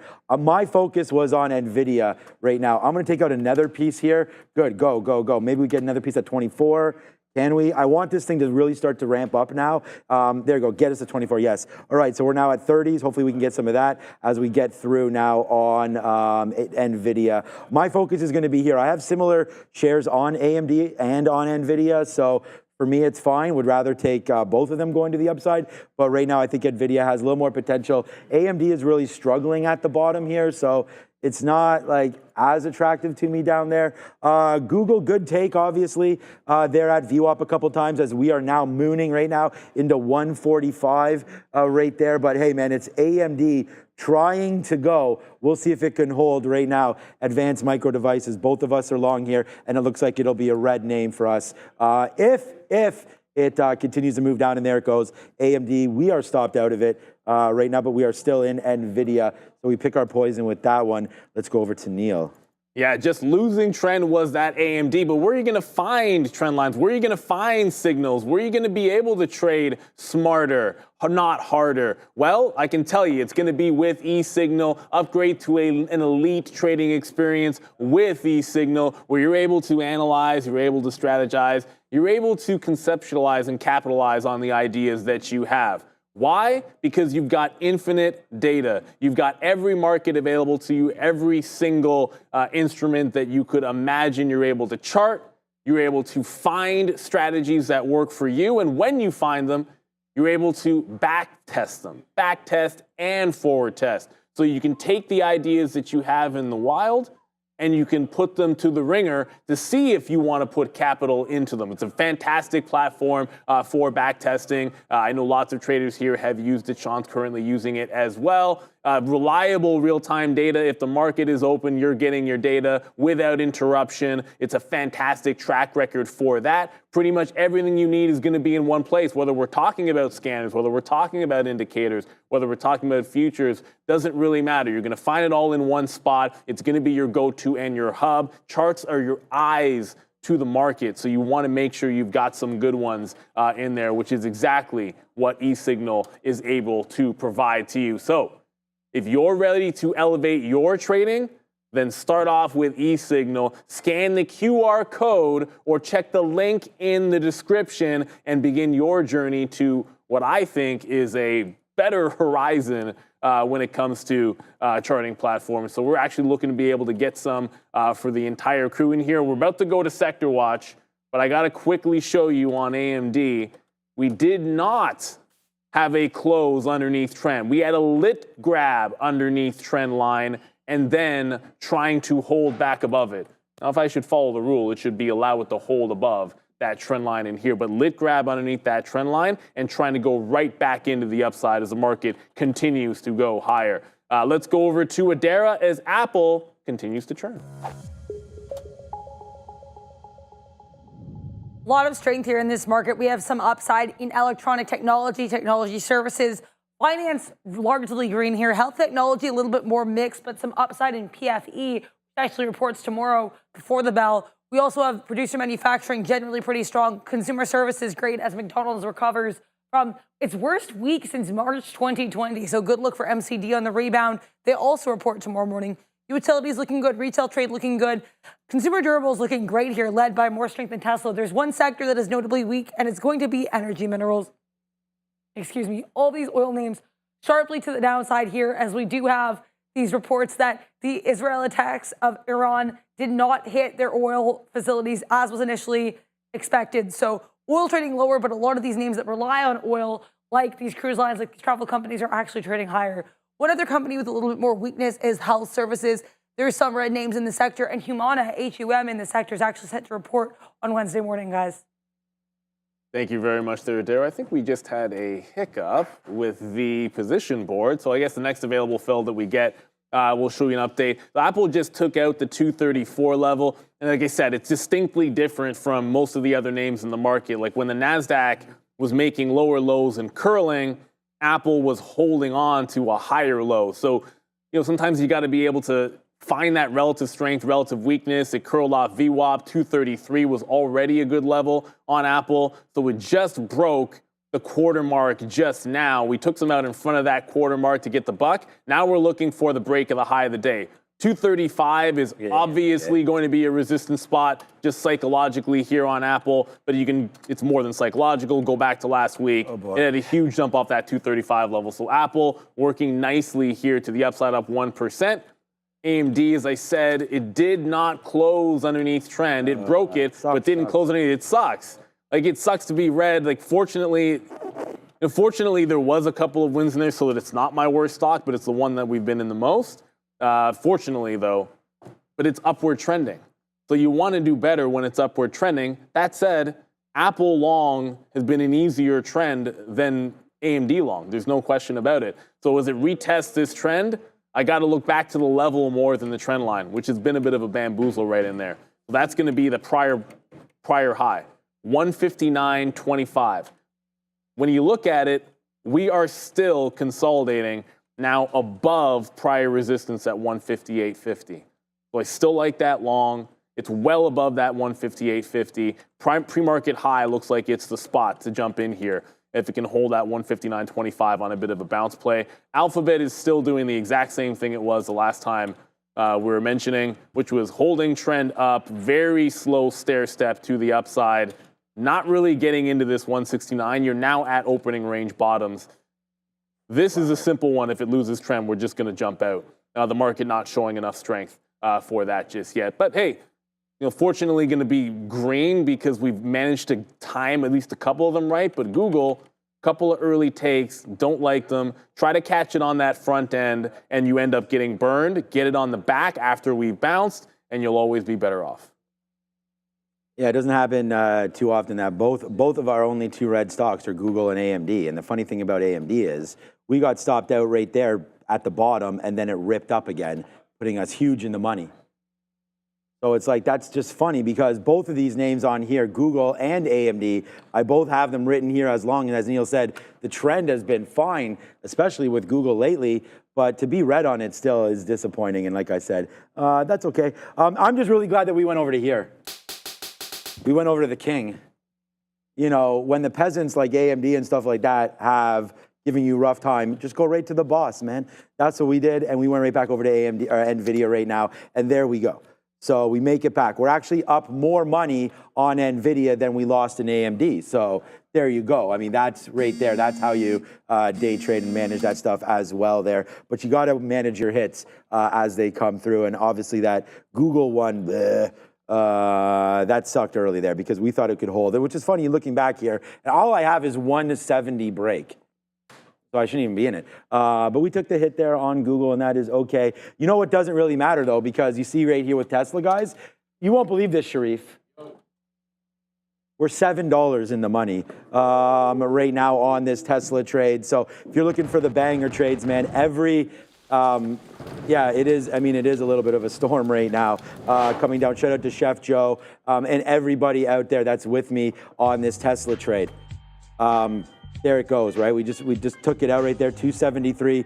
We did 12 or 13, 14, 15, $19 on Thursday. We did, I think, $12 or something on Friday. And right here again, it's as Neil mentioned, man, about being slightly down on some of those names. If we're slightly down on those names, then we are a lottery win up on Tesla right now because this has been absolutely huge right now for TSLA and what's been going on right there. So, yeah, disappointed with Google, happy with Palantir, but honestly, like Palantir, come on, man. I mean, we've got this name. We're pretty much out of it, but it's continuing to do this. And then I thought NVIDIA would even go for more of a run, but we just got some out at VWAP there. We have to, even though it's a nice win and we can sit here and be like, yay, we have a win, we still got to respect to some of the levels, and we should have probably gotten more out up there at VWAP. So let's take some out at the 50 period and then see what happens moving up. Ozan, I cannot adopt you. I already have 3 kids. Sorry about that. Maybe Neil could, but I'm tapped out.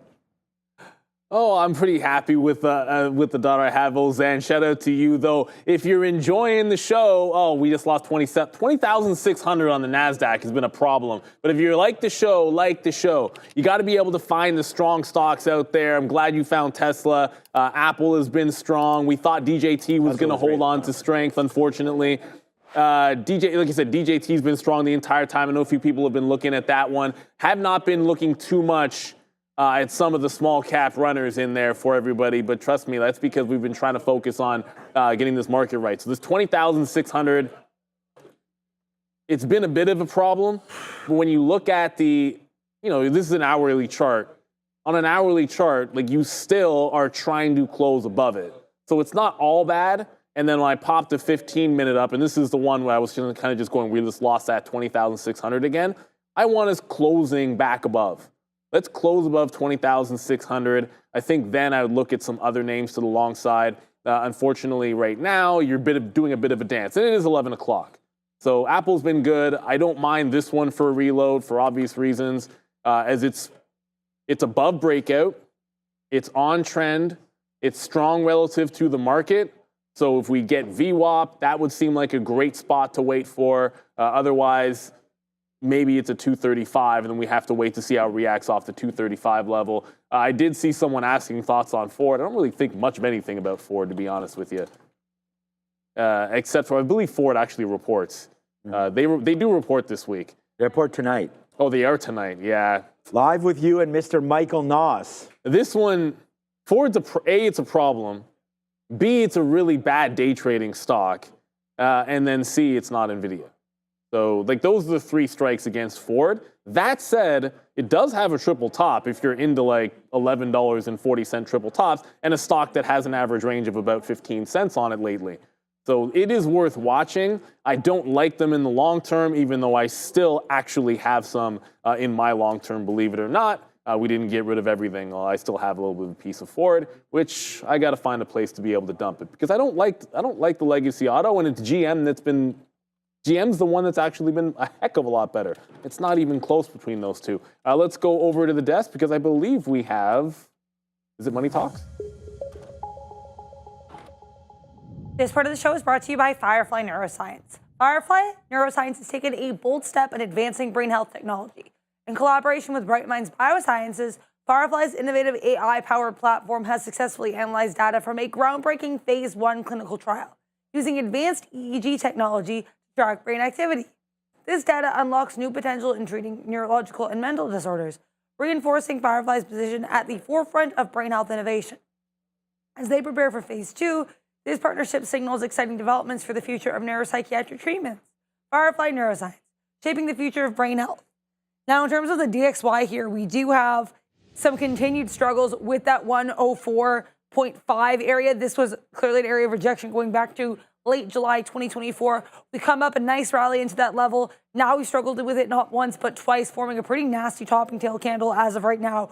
We can get as high as that 104.50, as low here as 104.17. So some weakness potentially here in the DXY if it continues to struggle with this level. We have a huge week later on for economic data. We're going to be getting GDP data preliminary coming through on Wednesday. Thursday, we'll get PCE. Friday, we'll get non-farm payrolls. So that's going to be a huge week of pre-market data. A little bit of a slow start to the week, though. We did have Dallas Fed manufacturing coming through at 10:30 a.m. for October. A bit higher than expected, -3 versus -9 expected. We also had some comments from Jamie Dimon here, the CEO of JP Morgan, saying that the American economy is still booming and that inflation might not go away so quickly. So potentially hawkish comments here coming from Jamie Dimon. Market, though, definitely to the upside as of right now. And DXY at a bit of a decision point, guys. And on the DXY, I mean, we have a big, normally the dollar obviously going to be in watch, and especially on a week where we have oil moving around the way it has been, and we've completely forgot about oil this whole show pretty much. I don't think we've looked at one energy name, but right now we'll have a look to see what it's for. Lunch. All right, this has come in a little while ago, but I did not click on it, so let's click on this together right here and see what it is. Okay, not bad. I actually used some panko in yesterday's burgers that I made, and my daughter asked for sliders. So we made mini burgers and got these mini brioche buns. They were absolutely fantastic. Lemon panko crusted chicken, okay, with rustic roasted vegetables. Not bad. Steamed aromatic rice and some Chinese greens. That is what's for lunch. I mean, that's not, panko crusted chicken. Okay, so it'll be fine. It'll be a little crispy, hopefully, and we'll be able to see what's going on with that. I hope there is tuna on the salad. Okay, 141, 141.50s right now for NVIDIA. I mean, I'm gonna take some more out now. We're only in the money pretty small, right? We're in the money 40 cents, but again, 40 cents isn't too bad depending on what exactly, share size you're looking at and what you're talking about. So we'll sit on this right now, take a little bit out. We're out of we're out of 35%.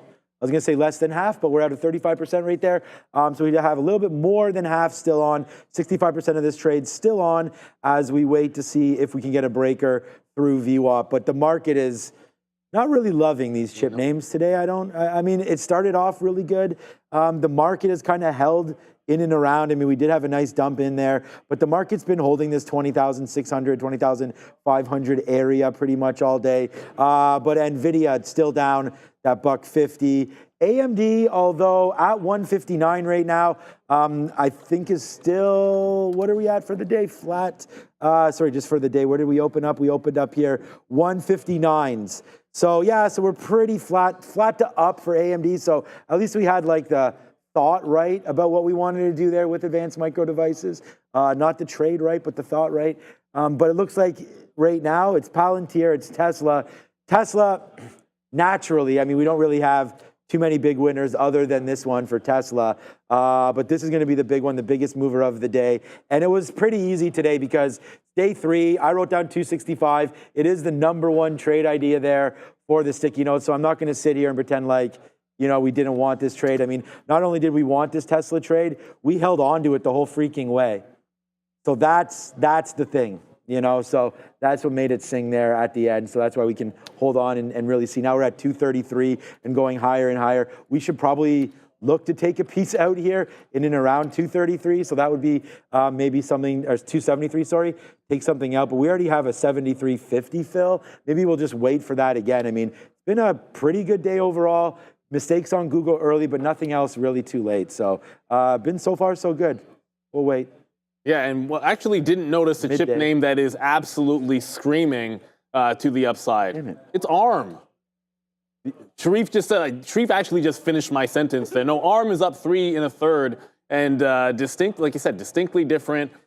The bounce off to 50 last week, there you go on the daily. There isn't even a red candle on the 15-minute on ARM. So yeah, this is clearly the one here today. And again, you try to come up with what's the reason for ARM. There was no story about it this morning specifically, to be honest with you. So I can't tell you the reason why it's relatively strong. Technically, bounce off the 50 period, rounded bottom on a 15-minute chart. That's what it looks like. There's your rounded bottom. There's $150 from, was it last week? Yeah, last week, Monday and Tuesday was support, then resistance, middle of the week. But I think you could run into something at that 150 level. But as far as I look at, there's very few things that are trending in the chip space as well as they are. Apple's still holding on, but now we're pulling back into VWAP. So, we got to 234. It tried to break out through those quarters. It did not get to the high of the day. Now we're dipping back into VWAP here on Apple. So after all that strength, suddenly we're going to have a pullback into VWAP to retest it. So that's what we're waiting for. I want to wait patiently for this dip into VWAP on Apple. The DJT move that has been ongoing, it's holding above VWAP. So I said I'd short Funware if it did not hold VWAP. It's holding, at least for now, but it's barely hanging on. You can see the battle being waged at 45 here on DJT. I almost called it DWAC there. So battle being waged at 45. If it loses underneath, eyeballs on Funware, which is free locates and trending lower and lower and lower. It's at that $10 level. I suppose 10 has been support. DJT catches a bid, 10's been a support level. It was for the second part of the day on Friday, and you've got a little bit of a bounce. So were TJT to break out, I suppose you could have a trend reversal on Fun, but down 2 points here, you can see which one's strong, which one's weak. I keep seeing people talk about GME. I'm not sure. There was no story that I'm aware of on GameStop, so I'll have to double check to make sure that's true. It just broke out Friday's highs, I should say. The only problem is the 50 period and all the resistance that's been at that $21.50 to $22 level. GME 22 is a clean looking breakout on the daily with room to that 23 level. So let's see if it can sustain itself. Just realized I haven't really heard much of anything on it. I'll double check to see if there is some kind of a catalyst on DJT. Right now, I'm assuming there isn't. GameStop. Yeah, I don't know. Good look, though. I mean, yeah, that's what we're going to try to always find out for you guys. If there's any news, ADRs over the... I haven't heard anything. ADRs not over there at the desk, but she generally is. Nothing, just see if there's anything on Donald John, but I don't... Oh, sorry, no, GameStop. GameStop, sorry. Okay, nothing on GameStop. I was just going to show this because, let me just refresh this. And again, because we were talking about Donald Trump there, I was just thinking about, hey, if we're going to look at that stock, this is why. I mean, it's starting to get extended a little bit, 62.38 here. And again, this is just polls. This is Kalshi. A lot of, I guess, politicians are even checking this website out, apparently, every day to see where we are on this. But 62.38 right now with a week to go. It's looking like it's getting closer and closer to those levels of concern here, if you are maybe a Democrat and want to grab that. But again, polls are polls. I wonder what like a Kalshi thing like this would have said last time, and let alone the first time he was president as well. So I don't have the poll up. What is the poll? Neil has it up. I'll throw it up. Yeah, sure. First off, our poll that we have up, if you want to be among the responders to this poll, you have to hit the subscribe because it's in the chat, and we have a subscribers-only chat here at Trader TV Live. So join the community. Let us know what's your ideal market open hours and, well, I guess time frame, because it's not just the hours, days of the week as well. 24/7, 6.5, 5, which is what we got right now, which is in second place, only 31%, like what we got now, huh? And then 5 days a week for 22 hours, which seems a bit random, but 15% seem to like that. Look, I'm more of a, I kind of wish there was an option in between here. I like the current versus 24/7, but if there had been an option of like longer day, but 4 or 5 days a week, I think I would have picked that. And nobody seems to want that 4 and 10. Like I wouldn't have minded like 7.5, 8, 5 days a week, but it is what it is here. So everyone seems to think 24/7, 44% of you. Let us know what you think in the chat. I think that would be quite the distinct change for the market when you think about how excellent open and close volume is for trading in a general sense. I'm a bit surprised by that because some of the biggest moves you get, I think, are due to the fact that there's so many eyeballs and so much volume at the open and the close, which I think would change completely with 24/7, goes without saying. Yeah, I mean, that was the point I made, 3 hours ago when we talked about that first thing. It's not, first of all, it's never going to happen, so you don't have to worry about it. But for right now, we're going to wait to see here. We just reloaded it, so that, I mean, great poll. I think we should have more of that. We can keep it up as well. I mean, the NYSE is extending its hours. I just talking about this open and close right there. We'll see reloaded right there for NVIDIA. We just reloaded down there at 25s. Took some out at 55.